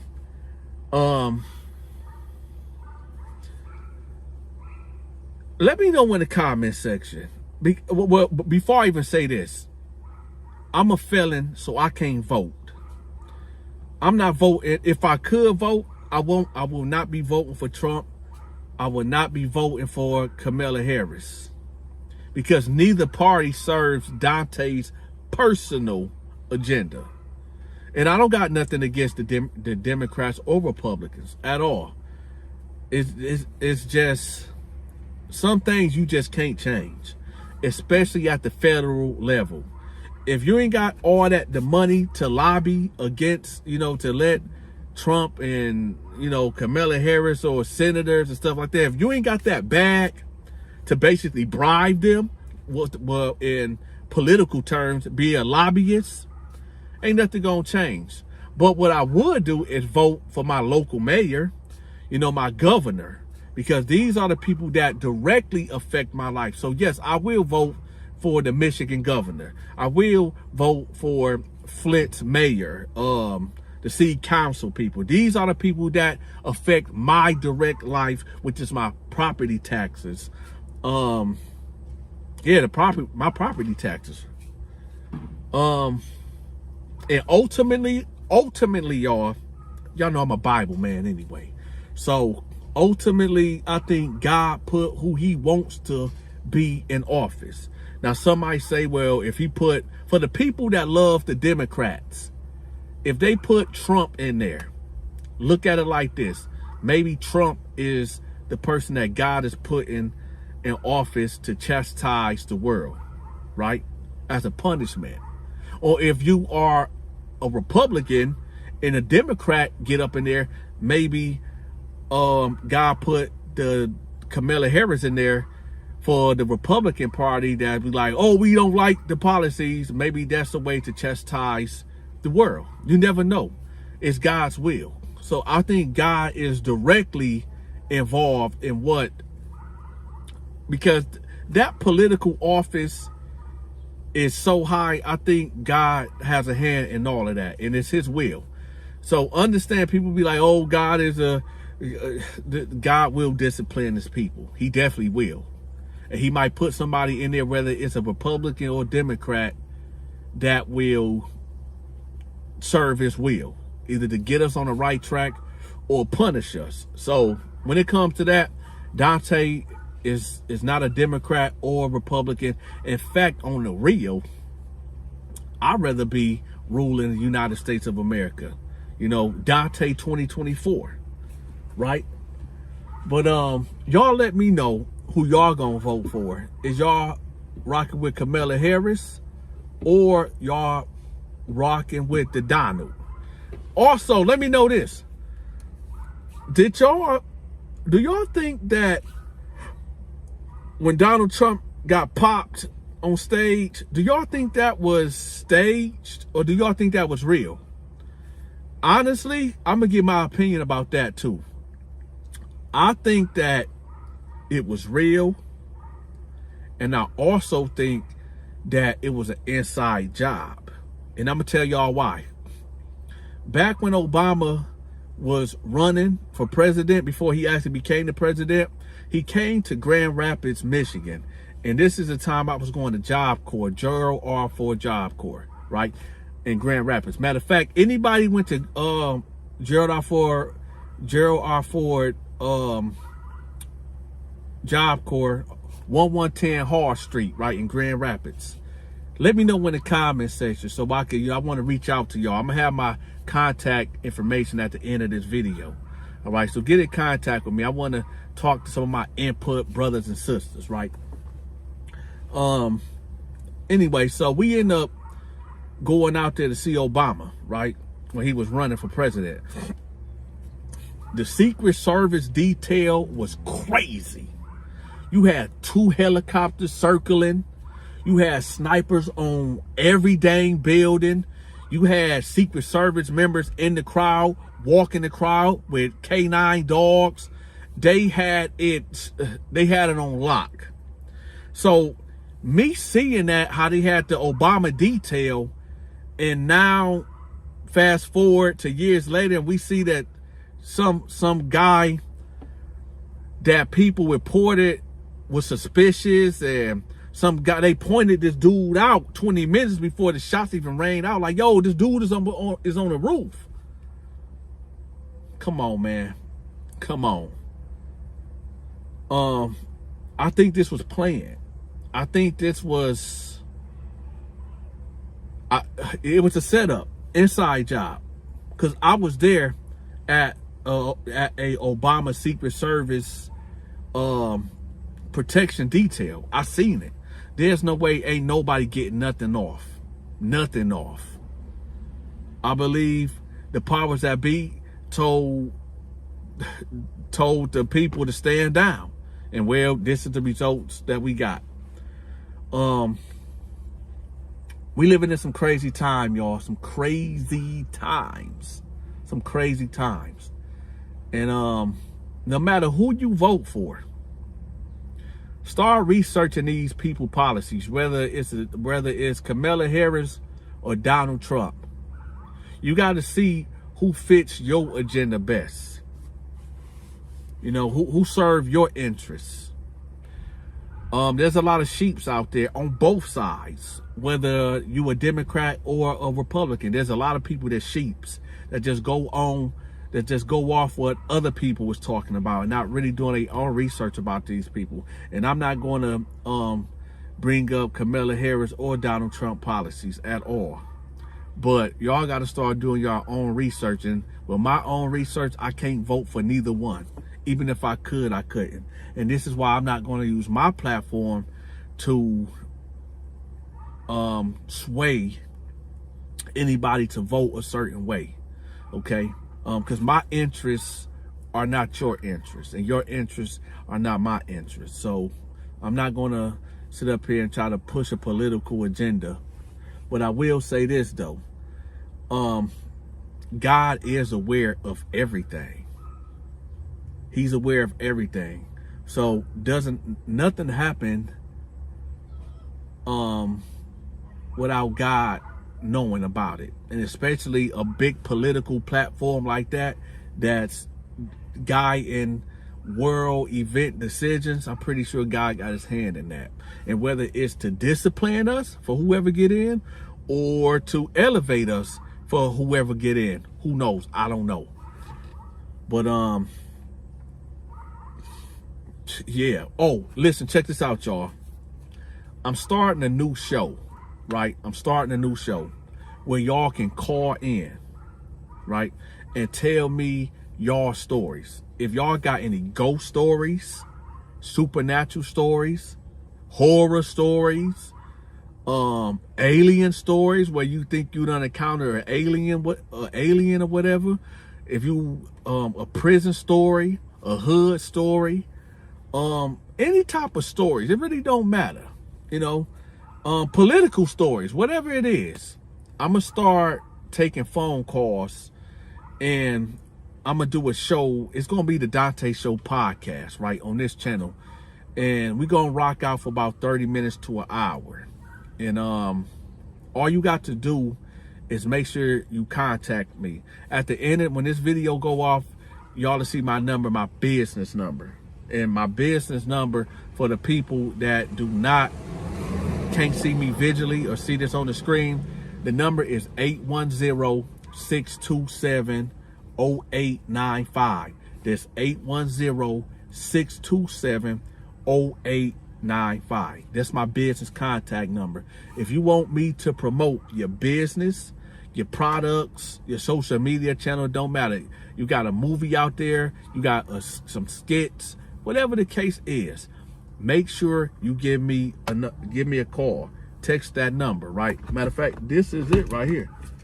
This is the phone. I went out and bought this phone just for y'all. Okay, so y'all make sure y'all get in contact with me. For the people that was wondering, like, yo, Donta, how do you promote our business and products?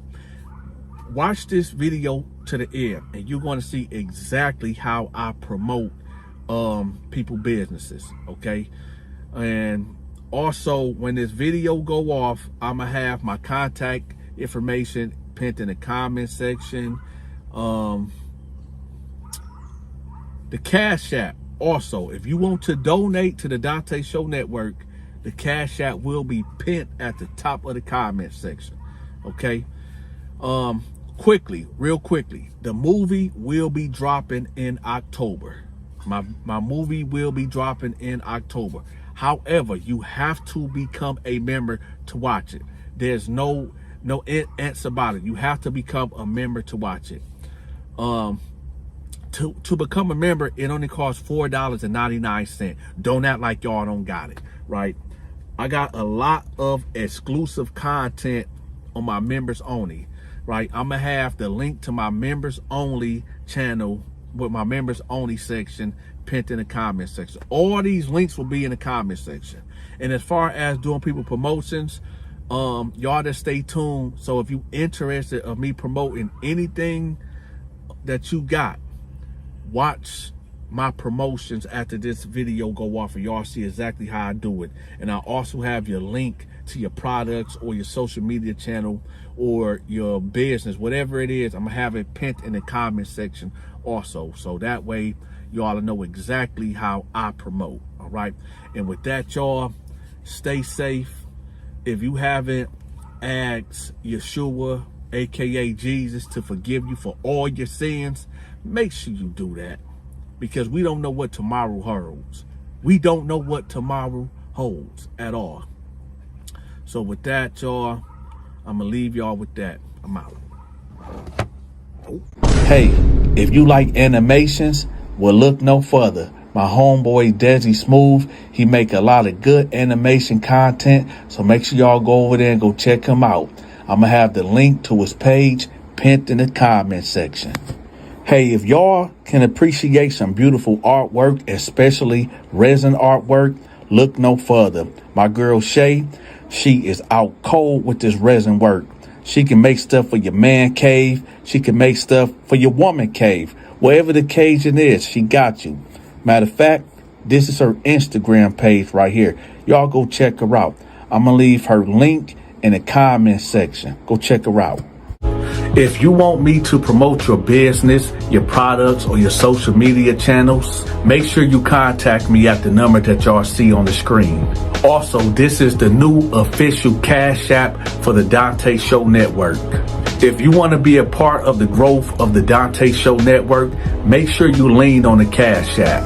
I don't care if you donate $1 or $10,000. It is all appreciated.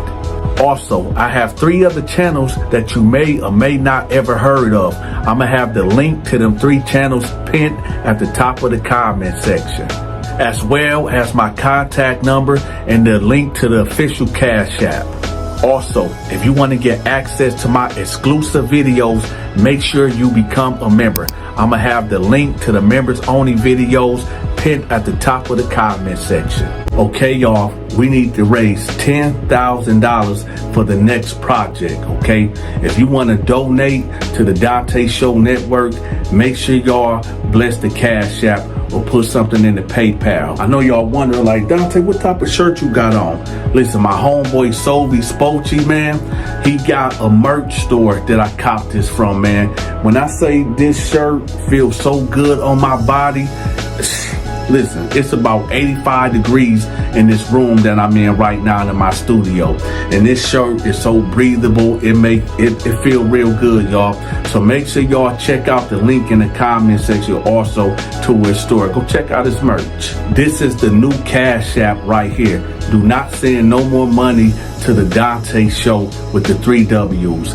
This is the one right here. So y'all make sure y'all lock this one in. Listen, YouTube is playing military mind games. They not sending out my notifications.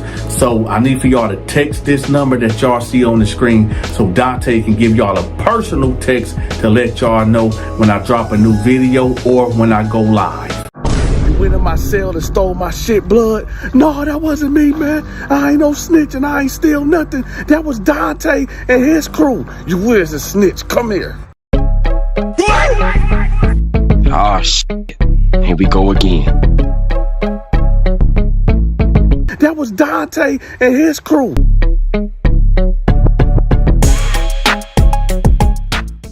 I apologize, y'all. I'm not in my studio, so y'all can't see my face right now, but we got to get this story time out. It's Saturday. So here you go. So what happens to snitches in prison? Well, let's get to it. So we coming from breakfast. Now, normally when the breakfast menu have boiled eggs, toast, and sausage, everybody going because they want them boiled eggs and they want that sausage, right? Pause. Now, yeah, I said pause because I said sausage, right? So anyway, a lot of people go to breakfast. Now, for whatever reason, if anybody stay back, they might not be feeling well. They might not want the sausage, pause. Or, they might be Muslim, but even the Muslims will still go on to breakfast to get the sausage to sell also, okay? But there's many reasons. You might be sick, so you might just stay back, okay? But normally, people going to the breakfast and they going to the lunchroom to go get that food, right?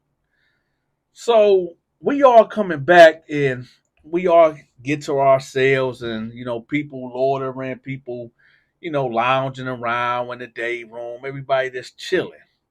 Next thing you know, you got this dude named Gerardo, right? This black dude named Gerardo.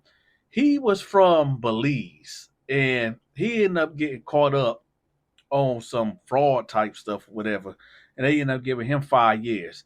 Now, Gerardo, he was this short black dude that, he just, when he first came in, instantly we thought he had bad charges because he just had that look, I'm not trying to be stereotypical, but the cat with the bifocals, and he just had this weird vibe about him, right? So we just knew when he hit the pod and when the guards got out of there, man, we ran down on him quick. We need that paperwork immediately.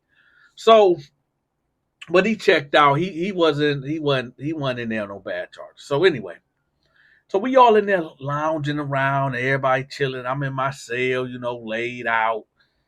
Next thing you know, you hear, "Hey, ma, hey, man, hey, man, who took my S? Who took my S?" Now listen, when y'all should know I can't cuss on here because YouTube be tripping, but y'all know SHIT. That's what he said. He like, hey man, who took my S? Who took my S? So I'm laying down. I'm like, man, what is this dude talking about?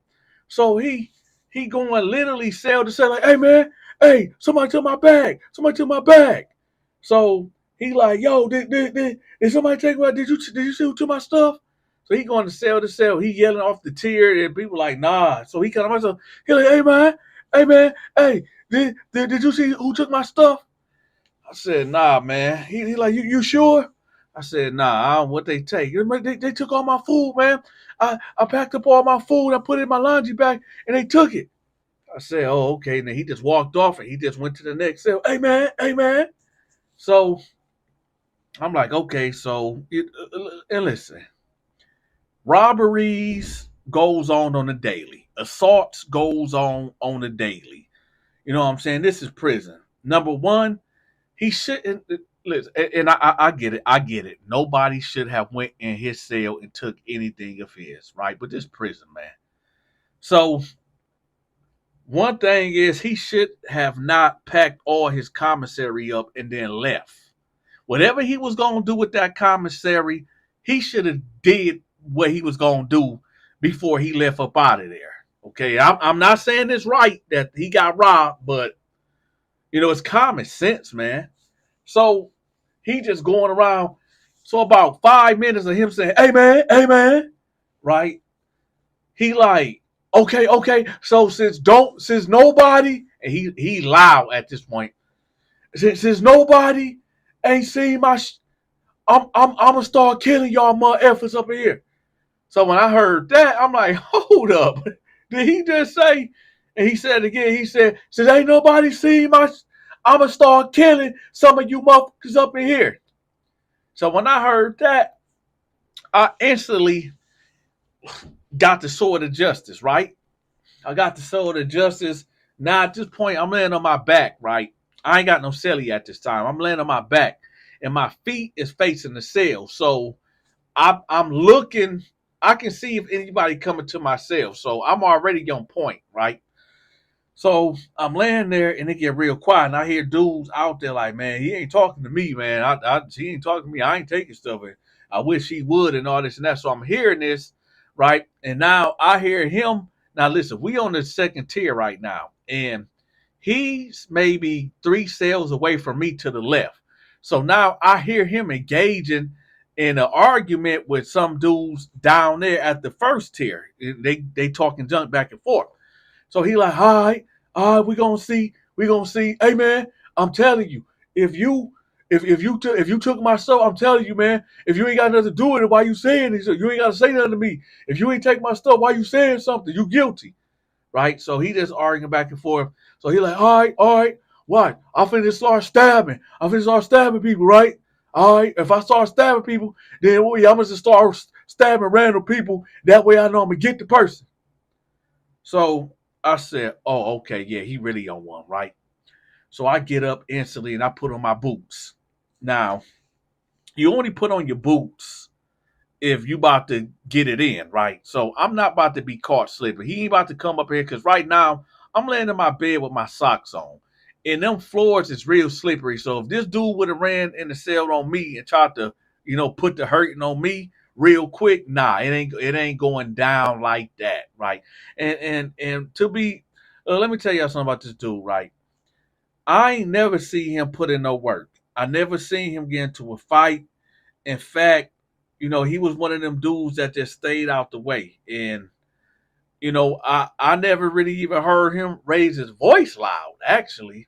But today, I guess he was on it because somebody took all his food or whatever. So I put my boots on.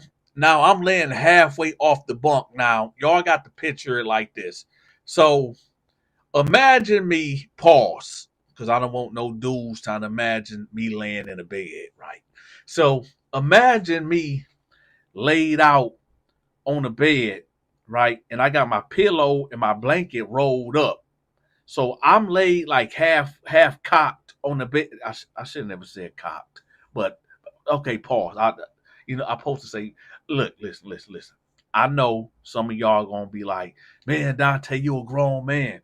Why you saying pause? Let me tell y'all something. I like saying that word pause. Matter of fact, you know what? And I know y'all be like, here go Dante again, always getting sidetracked. Hey, I want to know if y'all still with me right quick. I need for y'all to put Flint, Michigan in the comment section for me if y'all still listening to me right now.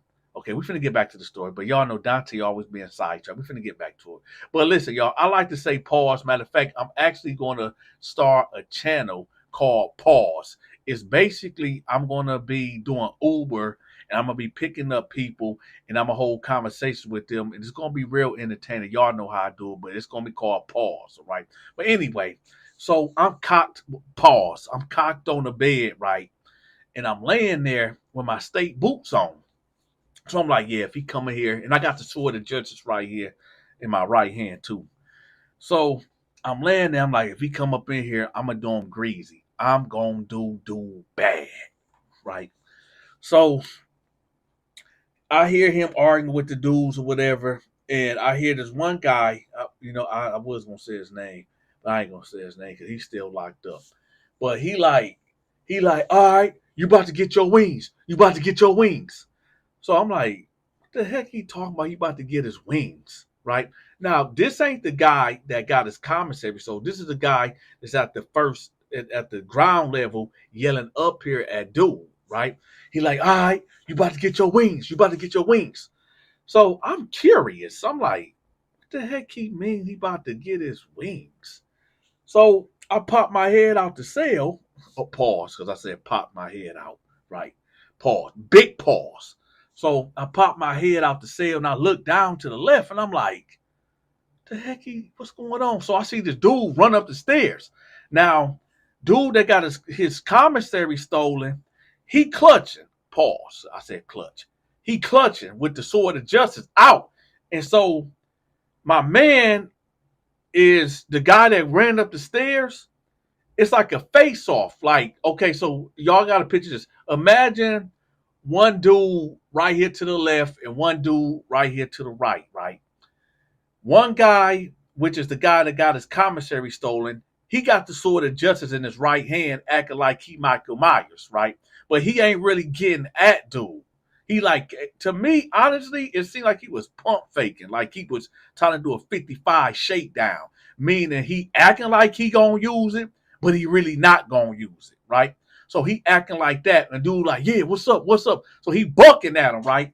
So they get close, dude throwing jabs at him, right? The dude, the dude that just came from the first tier, right? He throwing jabs at him, and dude like, man, you better watch out. You better watch out. He said, no, you finna go over this rail. You about to go over this rail, right? Listen. If y'all haven't hit the like button, hit the like button. Because now y'all about to figure out and find out what dude meant when he said you about to get your wings. So I done popped my head out the cell. Pause. I'm looking down here to the left. You got dude that got his commissary stolen. He got the sword of justice in his hand. You got the other guy that, basically called him out that said you about to get your wings. He's up there and they like face to face, and dude is throwing jabs at him, and dude like the dude with the sword of justice like trying to poke him, but not really trying to poke him, right? All I know is this dude, I can say dude name because he's free now, but this dude named Tony Black, right? I don't know Tony Black relationship with the other guy, not the guy that got his commissary stolen, but the other guy. I don't know if Tony Black just had a bad day and just wanted to display an act of violence. Because, don't worry, this right here is about to get real violent. Tony Black runs right past my cell. Dude that got his commissary taken, he don't even see it coming. Tony Black come out of nowhere was like, boom. When he punched dude, I don't know, was it a signal that, the guy that came upstairs that was talking about you about to get your flying lessons. I don't know if they coordinated that with sign language or whatever, but Tony Black hit dude so hard, the sword of justice went that way, right? It bent that way. And when he hit him, dude came right into a big fist. Pause. He got a big fist right in his face. Boom. Right? So basically he get punched in the head. His knife go that way. As he falling forward towards the guy, and he get punched in the face, and he got picked up. Dude picked him up with his left hand under his neck, right? Do y'all remember when like the Kane the Undertaker would do a choke slam? That's what it was, y'all. He picked dude up off his feet, he picked him up with his left hand, lifted him up, had his right hand on his back, lifted him up in the air. And remember, y'all, dude short, dude like 5'6", 5'5", maybe 160-ish. Pick him up in the air, choke slam him right over the tier. Boom. You talking about maybe, now y'all know I got my GED. And shout out to everybody that got their GED. But I'm not really good with heights and measurements. But I remember back when I was going to Northwestern Edison, back in Flint, Michigan, they had the pool open. And we had the pool went 12 feet. And I remember, we had to dive down there and grab the weights and bring it back up. But so I'm gonna say 10 feet, maybe 10 to 12 feet, right? He choke slams him over the tier. Boom! When he did that, y'all, dude, okay, I don't want YouTube to flag this video, but y'all just gotta follow me. When he choke slammed him over the tier, dude landed on his cranium, right? When he did that, dude instantly seized up. I'm talking about foaming at the mouth, eyes rolling in the back of his head, right? I'm gonna be real with y'all. Now I've been involved in a lot of BS in prison, in the streets, and everyday life.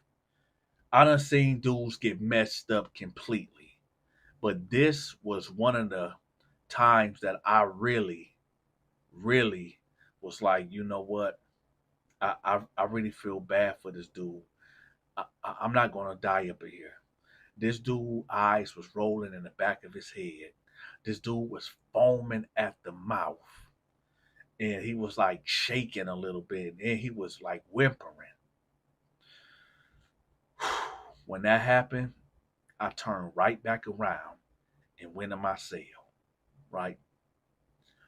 Now, I'm going to tell y'all what's about to happen.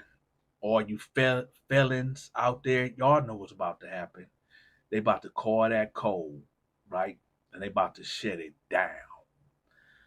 So, long story short, one of the guards see dude right there foaming at the mouth, shaking, and they get on there, they call for medical, everything. They lock all of us down. We all go to our cells, right? Here's the thing. So, there's 2 cameras on our tier. One to the left and one to the right, right? So, the camera to the right, when you're coming up the stairs, so on our tier, we had 12 cells, right? You can only maybe see 6 of them.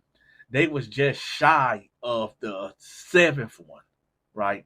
So they couldn't catch that. And the other camera didn't work.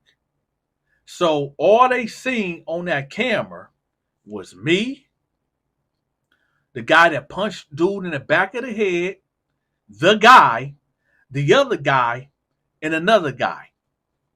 So you know what they did? When they ran them cameras back, they pulled me out my cell. And they pulled the other guys out their cell. Now, this is what this whole title is about snitching in prison. So here it go. So they got me in there, right? And they telling me like, yo, we know that you tossed dude over the pot. We know you did it, Donta. We know you did. I'm like, I ain't do it. Okay, so if you ain't do it, which we already know that you did it, then who did it then? I'm like, I don't know, man. I was in my cell. So we gonna say this again, Donta. We know because they told us already that you did it. I'm like, listen, man. If they told y'all I did it, then why we even talk about this? Because we need for you to go on record and say that you did this. I ain't do it. I didn't do it. And I don't know who did it. Right? So like, okay, so okay, we'll be back. Don't worry about it. Yeah. And matter of fact, we pack your stuff up right now. You going to the hole anyway, right? So they in there packing my stuff up, and yeah, I go to the hole, right? Now here's the thing. I know I didn't snitch. I don't know if the dude that punched dude in the back of the head snitched. I don't know. I don't know if and dude survived. They took him. They actually have to take him to a local hospital, y'all. But he can't. We seen him like 3 months later, so and he was normal. He just got, thank God. But yeah, he was normal when he came back too. I don't think he ain't tell because he didn't remember that incident. Um, and the guy that actually did it, I don't know if he snitched, but what I'm thinking is that because there was a lot of people out there, so I think maybe somebody dropped a kite. And because dudes is real treacherous in prison. It might be somebody that you don't like, right? And dudes do this all the time. It might be somebody that you don't like, and you want them up out of there, and you can't beat them up, or you don't want that static with this person. So you might try to connive and try to do something to get dude up out of there, right? Or you can wait for an opportunity like this to happen and drop a dime on them, right? It's all different type of ways to get a cat up out of there, right? Um, it's reasonings of if you owe somebody something, you might drop a dime on them, just not to pay them, plant something in they cell, and alert the guards like, yo, so he got a knife in his cell or whatever. It's all type of ways. So 9 times out of 10, you would never know who actually told unless the guards let people know. But then you really can't even trust that neither, because sometimes guards lie on inmates. Hey, it's a dog eat dog world. But anyway, long story short, dude, we seen dude a couple months later, right? And cat's like, "Yeah, all right, man. You got your wings and stuff like that." And he really, people telling him what happened, right? People telling him like what happened because he really don't remember. He knows something happened, but he don't know what happened. And till everybody told him what happened. So we gonna fast forward to when he got back 3 months, and let's say maybe a week later, 3 months and a week later, he comes to me and he like, hey, I know me and you ain't never had no problems or anything, but do you know who did that to me? Now, at this time, y'all, people done told him already who did that. Word travels fast, right? So I'm like, nah, not really. He like, you sure? You sure you don't know? Because they saying that you was there. I was like, I was around, but I was in the cell, man. I don't know, right? So he like, okay, all right, bet, whatever, man. Now this is where now I know y'all probably think like, yo, Dante, is this the end of the story? No, not really, not really, because now another incident popped off. So I tell him no, not really. I don't really know. I was in my cell, whatever. Right? There was another guy that he asked. Now this guy had beef with the guy that actually threw dude over the tier. Right? He told him that basically he stole your commissary and him and another guy jumped you and that's when he threw you over the tier, whatever. Right? So we on different yards. Dude that actually threw him over the tier, he's still in the hole, right? He's still in the hole, but he got 3 more months to go. They gave him 6 months in the hole. He better be glad dude didn't pass away, or well, he would have got sent all the way up north. But anyway, so dude snitch on him. Well, dude tell him what actually happened, and then word get back to the hole to dude that actually threw him over the tier. Now, word already went back of the rumors went out of people saying that he did it, whatever. But he chose to basically act on the guy that he had beef with when the word came back that he told him, right? So he picked and chose. So now you got dude in a hole basically abiding his time, saying I'm a get this dude when I get out for snitching on me. And you got this other guy that actually told on him that got beef with him. He putting the word out like, yo, when he get out, I'm gonna poke him up. Pause. Pause said poke. So he said he gonna poke him up when he get out. So fast forward 3 months later, it's just a normal day. Dude get out the hole. He over there with his homeboys. They walking the track. Dude over there. Now listen, when it's about 70 degrees outside, a nice sunny day, whatever, and you see a guy out there with his coat on, you would think that the guards would, everybody know if you out there with a coat on, come on, man. Unless you out there, well, actually, you could be trying to lose weight, trying to sweat it off or whatever, sweat your weight off. But normally, we all know if somebody coming out there with a coat on, they got something. Because ain't nobody finna be out here in no 70, 75-degree weather with no big old coat on. So dude out there with his coat on, while dude that said the dude that just got out the hole, he walking with his homeboys and dude right there with his coat on. And they keeping their distance from each other, but you could tell dude just keep inching real close towards him, right? And we all see what's going on. Everybody know like something finna pop off. Cause you can just feel it in the air. It's like it get real quiet. It get real quiet and just something just don't seem right. So everybody on guard. But actually everybody already know like what's about to take place, but we don't know where it's about to come from. We don't know if dude that got the coat on is about to make a move first or other dude in his crew about to make a move. So everybody, gripped up because, this could spill over, when they pop it off, other people that got beef might, get a battery in their back and want to pop something off. So everybody is on high alert. And then it happens.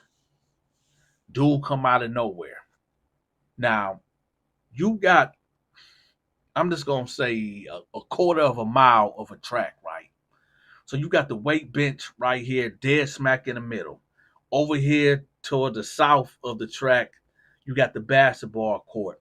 Go over a little to the left, right there you got the bench, like the bleachers or whatever. And then keep going, you got another weight pile right there. And then over here, it's like a makeshift soccer field type thing right there, right?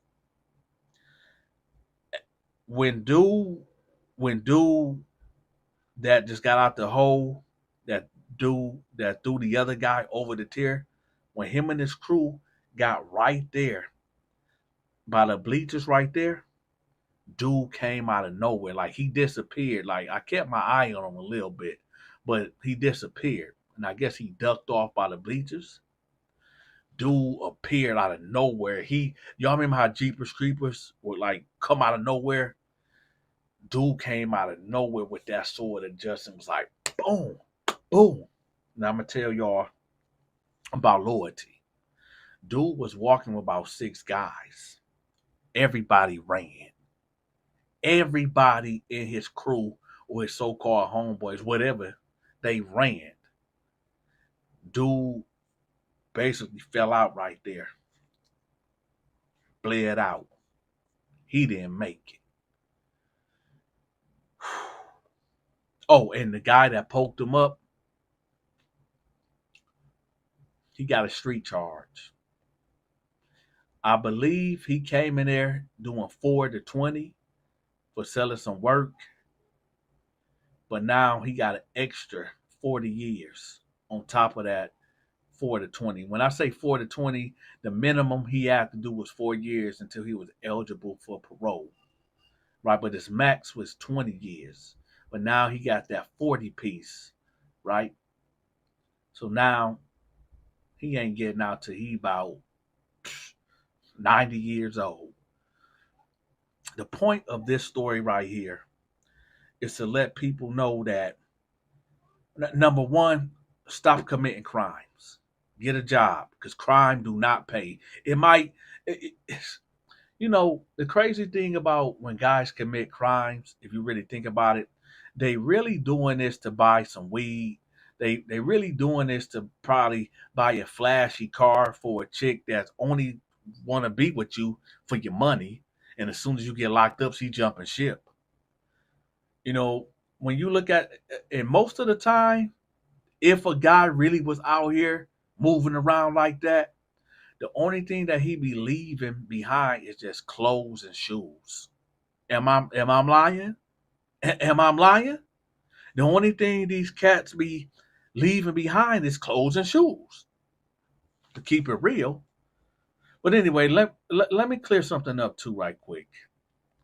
Now y'all know Dante is the godfather of YouTube. So what I say is law.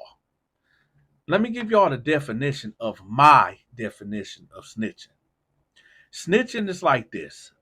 If me and you decide to go rob somebody and the police get caught and we run and the police catch you and you tell them like yo, I wasn't by myself. Dante did it too. And you lead them to me and I get arrested, or even if I don't get arrested, I'm on a run. You snitched on me. That's snitching. Now, the other thing is this. There's rules. There's exceptions to snitching. Okay, so let's lay the groundwork. If you committing a crime with somebody and y'all both committing the crime and somebody tell on you, that's snitching. Okay. What's not snitching is, let's say you pick your homeboy up, right? And he got some drugs on him or he got a gun on him and y'all get pulled over and he like, yo, I got this gun on me or I got these drugs on me. And y'all get pulled out because they don't have the K9 unit come through. And if he don't claim that gun or them drugs, he foul. That ain't your homeboy. He out for himself. He foul. Now, what you can do is this, because listen, it's just y'all two in the car, and actually this is your car. So it's looking like it's more like this is your drugs and your gun. So if your homeboy don't confess and be like, yo, that's mine, you got a dilemma. And I'm going to be real. I'm like this anyway. Whenever I pick up a homeboy, matter of fact, my homeboys know anyway, off top, that you ain't getting in this car with me if you got any drugs or you got a illegal gun. Don't even try it. Because if we get pulled over, nah, you going to take your charge. You going to do your time. And that's what it is. Now, y'all can call me whatever y'all want to call me. It is what it is. Right? Anybody out there that disagree with my logic, you are the problem. Something wrong with you. if I tell my homeboy, matter of fact, give me the heads up. If you riding dirty, let me know. Let me know so I know. Now, if I get in the car with you and you riding dirty, let me know. Because when the police get behind us, I'm running. Let me know so let me know.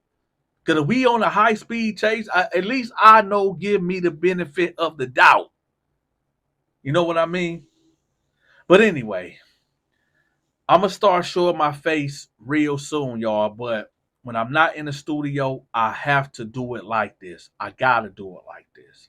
Because I got to, I made a commitment every day. I'm going to give y'all a new video. Every day it's a new story time, right? I want to let y'all know something too real quick. If you want to tell me a story or just kick it, I'm starting a podcast, right?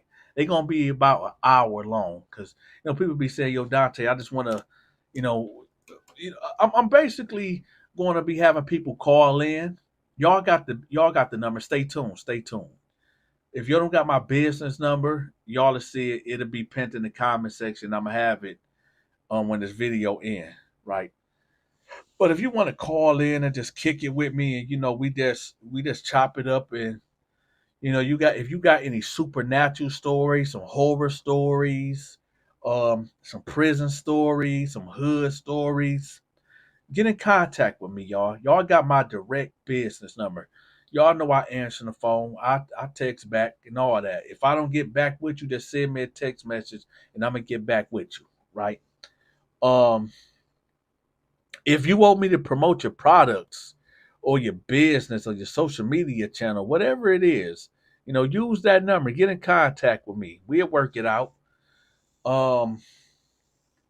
Yeah, y'all just stay tuned. With that, y'all, I'm out. Hey, if y'all can appreciate some beautiful artwork, especially resin artwork, look no further. My girl Shay, she is out cold with this resin work. She can make stuff for your man cave. She can make stuff for your woman cave. Wherever the occasion is, she got you. Matter of fact, this is her Instagram page right here. Y'all go check her out. I'm going to leave her link in the comment section. Go check her out. If you want me to promote your business, your products, or your social media channels, make sure you contact me at the number that y'all see on the screen. Also, this is the new official Cash App for the Donta Show Network. If you want to be a part of the growth of the Donta Show Network, make sure you lean on the Cash App. I don't care if you donate $1 or $10,000. It is all appreciated. Also, I have 3 other channels that you may or may not ever heard of. I'm going to have the link to them 3 channels pinned at the top of the comment section, as well as my contact number and the link to the official Cash App. Also, if you want to get access to my exclusive videos, make sure you become a member. I'm going to have the link to the members only videos pinned at the top of the comment section. Okay, y'all, we need to raise $10,000 for the next project, okay? If you want to donate to the Donta Show Network, make sure y'all bless the Cash App or put something in the PayPal. I know y'all wondering, like, Dante, what type of shirt you got on? Listen, my homeboy Sovi Spochi, man, he got a merch store that I copped this from, man. When I say this shirt feels so good on my body, listen, it's about 85 degrees in this room that I'm in right now in my studio. And this shirt is so breathable. It feel real good, y'all. So make sure y'all check out the link in the comment section also to his store. Go check out his merch. This is the new Cash App right here.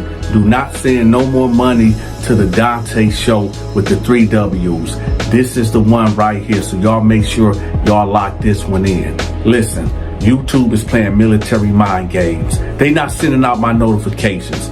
So I need for y'all to text this number that y'all see on the screen so Dante can give y'all a personal text to let y'all know when I drop a new video or when I go live.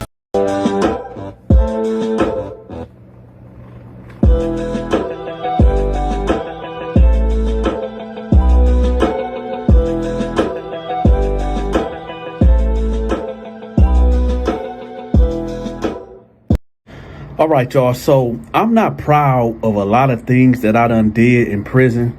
And this is one of my very unproudest moments that I done. Now, in hindsight, yes, I was wrong. But at the same time, listen, prison is prison and it is what it is, especially when you got bad charges. So this dude came in there, right? And he was like 45, 46 years old. I couldn't tell, was he Mexican or like Honduran? Whatever he was, he just looked crazy. And I know he wasn't white or black, but he was Latino. You know what I'm saying? Well, this is the guy in the thumbnail. I found his mugshot. But I was locked up with this dude, and he come to tell us this story so he said that his wife ended up adopting a teenager. So I guess they was in foster care. They was foster care parents or whatever. And he said he was a mechanic, and usually they would get like kids under the age of 10, like they was emergency foster care people, whatever. So he said normally he'll be away from the house for most of the day, most of the time. So he only would see the kids when he get home or whatever. But he said he really didn't interact with them. So he said when one day he come home and there's a 16-year-old girl that was put in emergency foster care, and I guess she had to come to their house or whatever. So he said when he seen her, he looking at her like who are you? And she was like, I was placed here from foster care or whatever. And then the mama came in, and she told like, yeah, this is one of our foster kids. She'll be here for a couple of days or whatever. So he said, okay, cool. There was no issue. So he said, now I know y'all know where this is going. So he go on to tell us that the girl ended up, they couldn't find no placement for her. So she ended up staying there for 2 months. So he said that in them 2 months, what he would do, he'd be like getting out the shower or something, and she'd walk in and he'd be like, hey, what are you doing? And she'd like leave out slowly, but steady looking at him. And he said like he'd be like laying on the couch, sleep or something, and she'd like lay next to him or something, and he'd wake up and tell her like move or something like that. This is what he said. So he basically told us like she kept coming on to him, and one thing that let me paint the scene where we at right here, y'all, in lockup.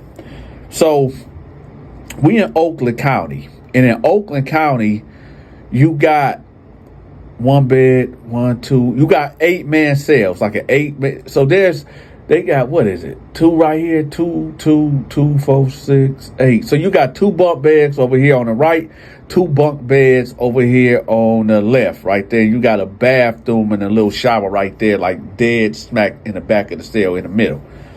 So I'm sleeping. Okay, so I sleep on the right side at the bottom, right? Dude sleeping in back of me. Also, so his bunk is next to mine, but so basically what I'm trying to, okay, so my head will be next to his feet, if that make any sense. And there's a space right there, right? And then there's somebody over that person and over me, and then on the other side, the same thing. So that's the dynamics of this cell. So, he's telling us like what happened. So I asked him, like, so you ain't never tell your wife, like, this girl, the 16-year-old girl is coming on to you and doing stuff? And he was like, no, I ain't really think it was a big deal or whatever. So we like, okay. So he finished the story. He tell us like one day, long story short, yeah, this is going to be a real short story, y'all. Long story short, the girl end up, well, he said he drink Budweiser. So he said that he's drinking his Budweiser, and he finished a whole 12-pack. These dudes always come up when they always come up saying that they was under the influence, right? So he say, yeah, I just got to finishing a 12-pack, and I was drunk, And, she got on the couch with me, and I thought it was my wife. Yeah, he used that. I thought it was my wife. I thought it was my wife, and we end up messing around. And then when I realized that it wasn't my wife, I freaked out and told her, like, man, what are you doing? Right there, y'all, is where, I'm like, yeah, okay, whatever, man. Because I don't care how drunk I am. I know my wife. I know if my wife come on, man. Anyway.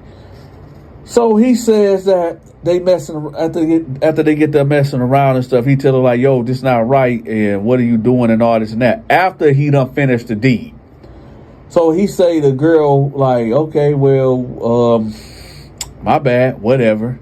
So he say he don't say nothing. Next thing you know, he say he go to work the next day, and the police come up there and they arrest him for the hard R word, right? So they at the shop, and they put him under arrest for, the assault on a foster kid or whatever. So now he in here with us, and he telling us the story, right? So at this time, y'all, I was in there. I was in there for a gun, right? But they PFI'd it, pending further investigation. So I was in there on a gun, but I knew I was getting out in like a week. And I told my girl, don't even pay my bond. Don't pay my bond, because I know they're gonna PFI it and give me a reconnaissance bond. So I said, I stay here for the 2 weeks. I ain't tripping. So I'm listening to the story, and I'm like, everybody else listening. And, most of these guys is about to go home. So they ain't really trying to push no issue. You know what I mean? Like, they ain't really tripping off what dude talking about. But I have a problem with it. Why do I got a problem with it? Because I used to work with juveniles. I used to work with, girls that was trafficked. You know what I mean? Girls that was pimped out by their parents. And that just don't sit right with me. It just don't sit right with me at all. And, I seen the effects of little girls being violated, and they be messed up mentally when they get older. I done seen these effects, right? So as he telling me this, my BS radar is just going insane. So, normally I don't really push an issue like that, especially when I'm in the county or whatever, but it just wasn't sitting right with me. So I'm like, so hold up. I said, let's get to the beer talk. I said, so do you usually drink like that, drink heavy like that? He like, yeah, sometimes I do, I might, bust down a 6-pack and, I'll just chill or whatever. I said, so I'm pretty sure you've been drunk before, right? He was like, yeah. I said, so you mean to tell me you did not know that was not your wife and that was the girl, right? He was like, no, I thought it was my wife. I said, okay. I said, so why you ain't never tell your wife that, this girl was coming on to you, and now you being accused of this? You know what I'm saying? Like, at least your wife will have a heads up. Because another thing, what he said was that the girl was telling, the detectives and stuff that he been pressing on her since she got there. And she was afraid to tell, anybody, because he said that he was going to basically take her life. So that's that too. So I'm listening to all of this, and I'm like, my BS radar was just out the roof. Let me put a little side note right quick, real quick side note.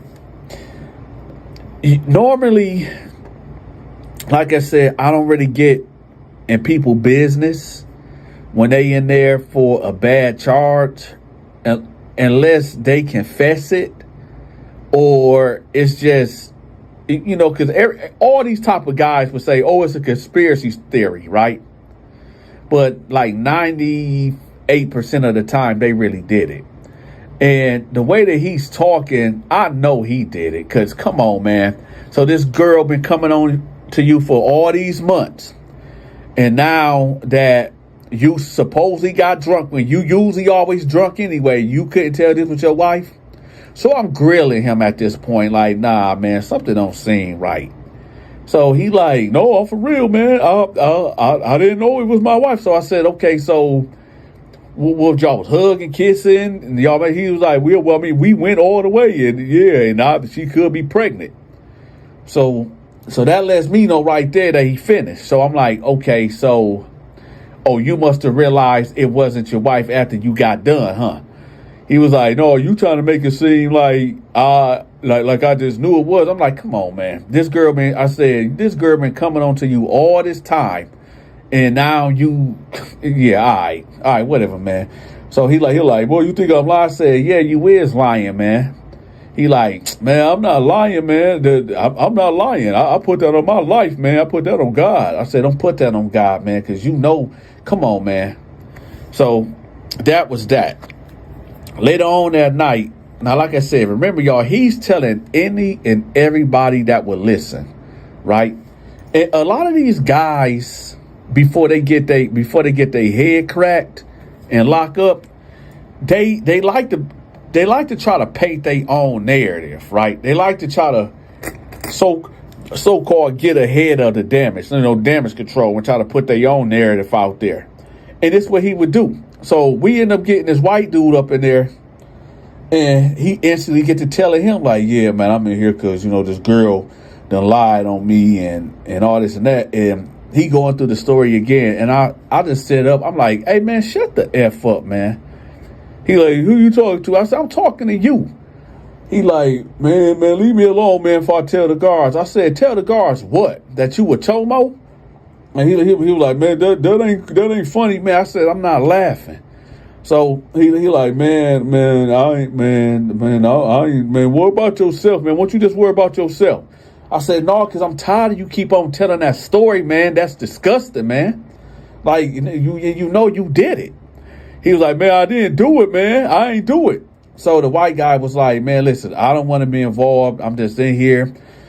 Oh, and I'm in here for child support, man. I don't want to get involved with what I got going on. So the guy tell me like, hey, man, listen, I don't know if you know or not, but girls lie on guys all the time. I said, listen, I get that. But the way that you telling that story, the way that you telling it, it ain't making no sense, man. And I'm getting tired of you telling the story, man. So he like, well, okay, well, you ain't got to listen. I said, I do got to listen because you right here by me. So I get up. I said, you know what, man? You going to have to get out this cell, dog. So now listen, let me see. I'm going to say this was around maybe, I'm going to say 10 o'clock, about 10 o'clock at night. So I tell him like, yo, you going to have to get up out the cell, dog. And he was like, no, man, keep your hand to yourself, man. Keep your hand to yourself. I said, I ain't say I'm going to touch you. He like, man, listen, man, I'm just going to worry about me. I ain't going to say nothing else to nobody else. I ain't going to say nothing else. I said, all right, man, I don't want to hear this story no more. And he's like, okay, cool. So then I get back in my bed, right? Now, this is where this story is going to go into the Twilight Zone, or well, I like to call it the Terror Dome, right? So it got to be maybe about 1 o'clock in the morning. I had to pee. So I get up, everybody sleep. And for some reason, and like I said, y'all, like I said in the beginning, man, I'm not proud of a lot of things that I done did while locked up. It's a lot of things that, I was dead wrong for doing. But in this case, I can't stand to hear about girls and boys being violated. I just can't. So, and this me rationalize of what I did next. So I stand up.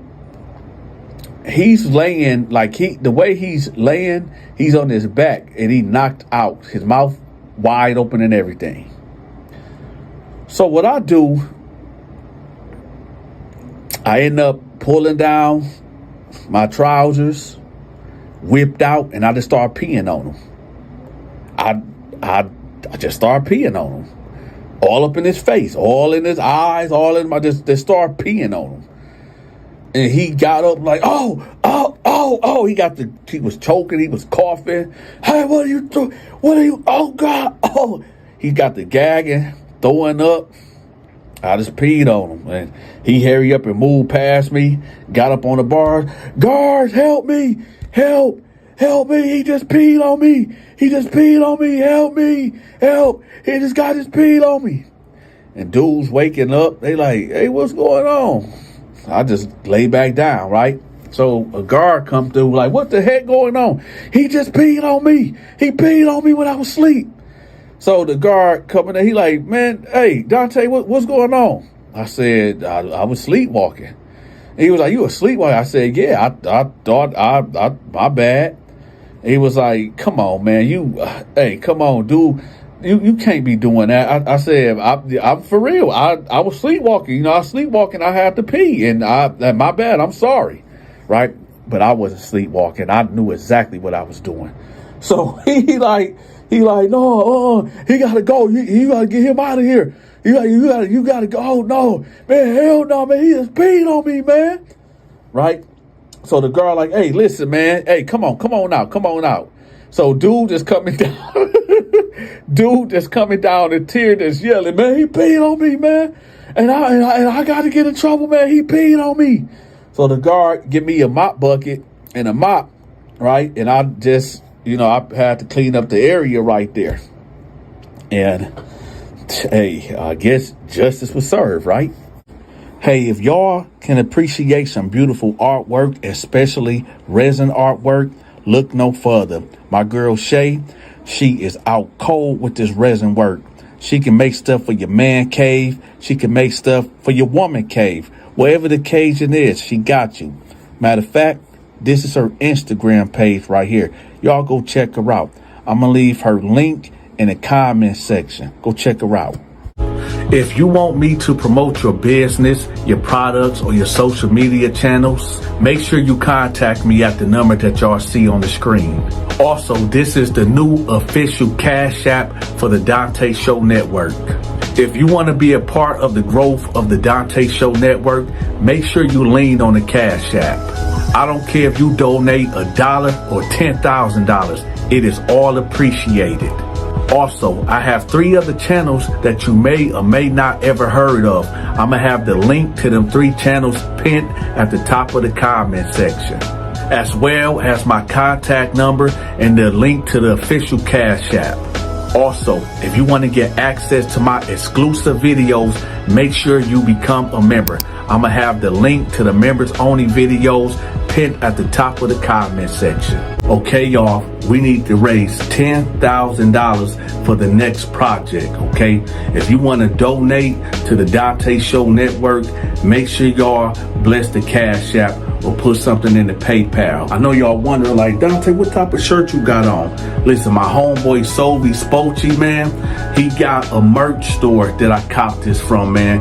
When I say this shirt feels so good on my body, listen, it's about 85 degrees in this room that I'm in right now in my studio. And this shirt is so breathable, it feel real good, y'all. So make sure y'all check out the link in the comment section also to his store. Go check out his merch. This is the new Cash App right here. Do not send no more money to the Donta Show with the 3 W's. This is the one right here. So y'all make sure y'all lock this one in. Listen, YouTube is playing military mind games. They not sending out my notifications. So I need for y'all to text this number that y'all see on the screen so Dante can give y'all a personal text to let y'all know when I drop a new video or when I go live.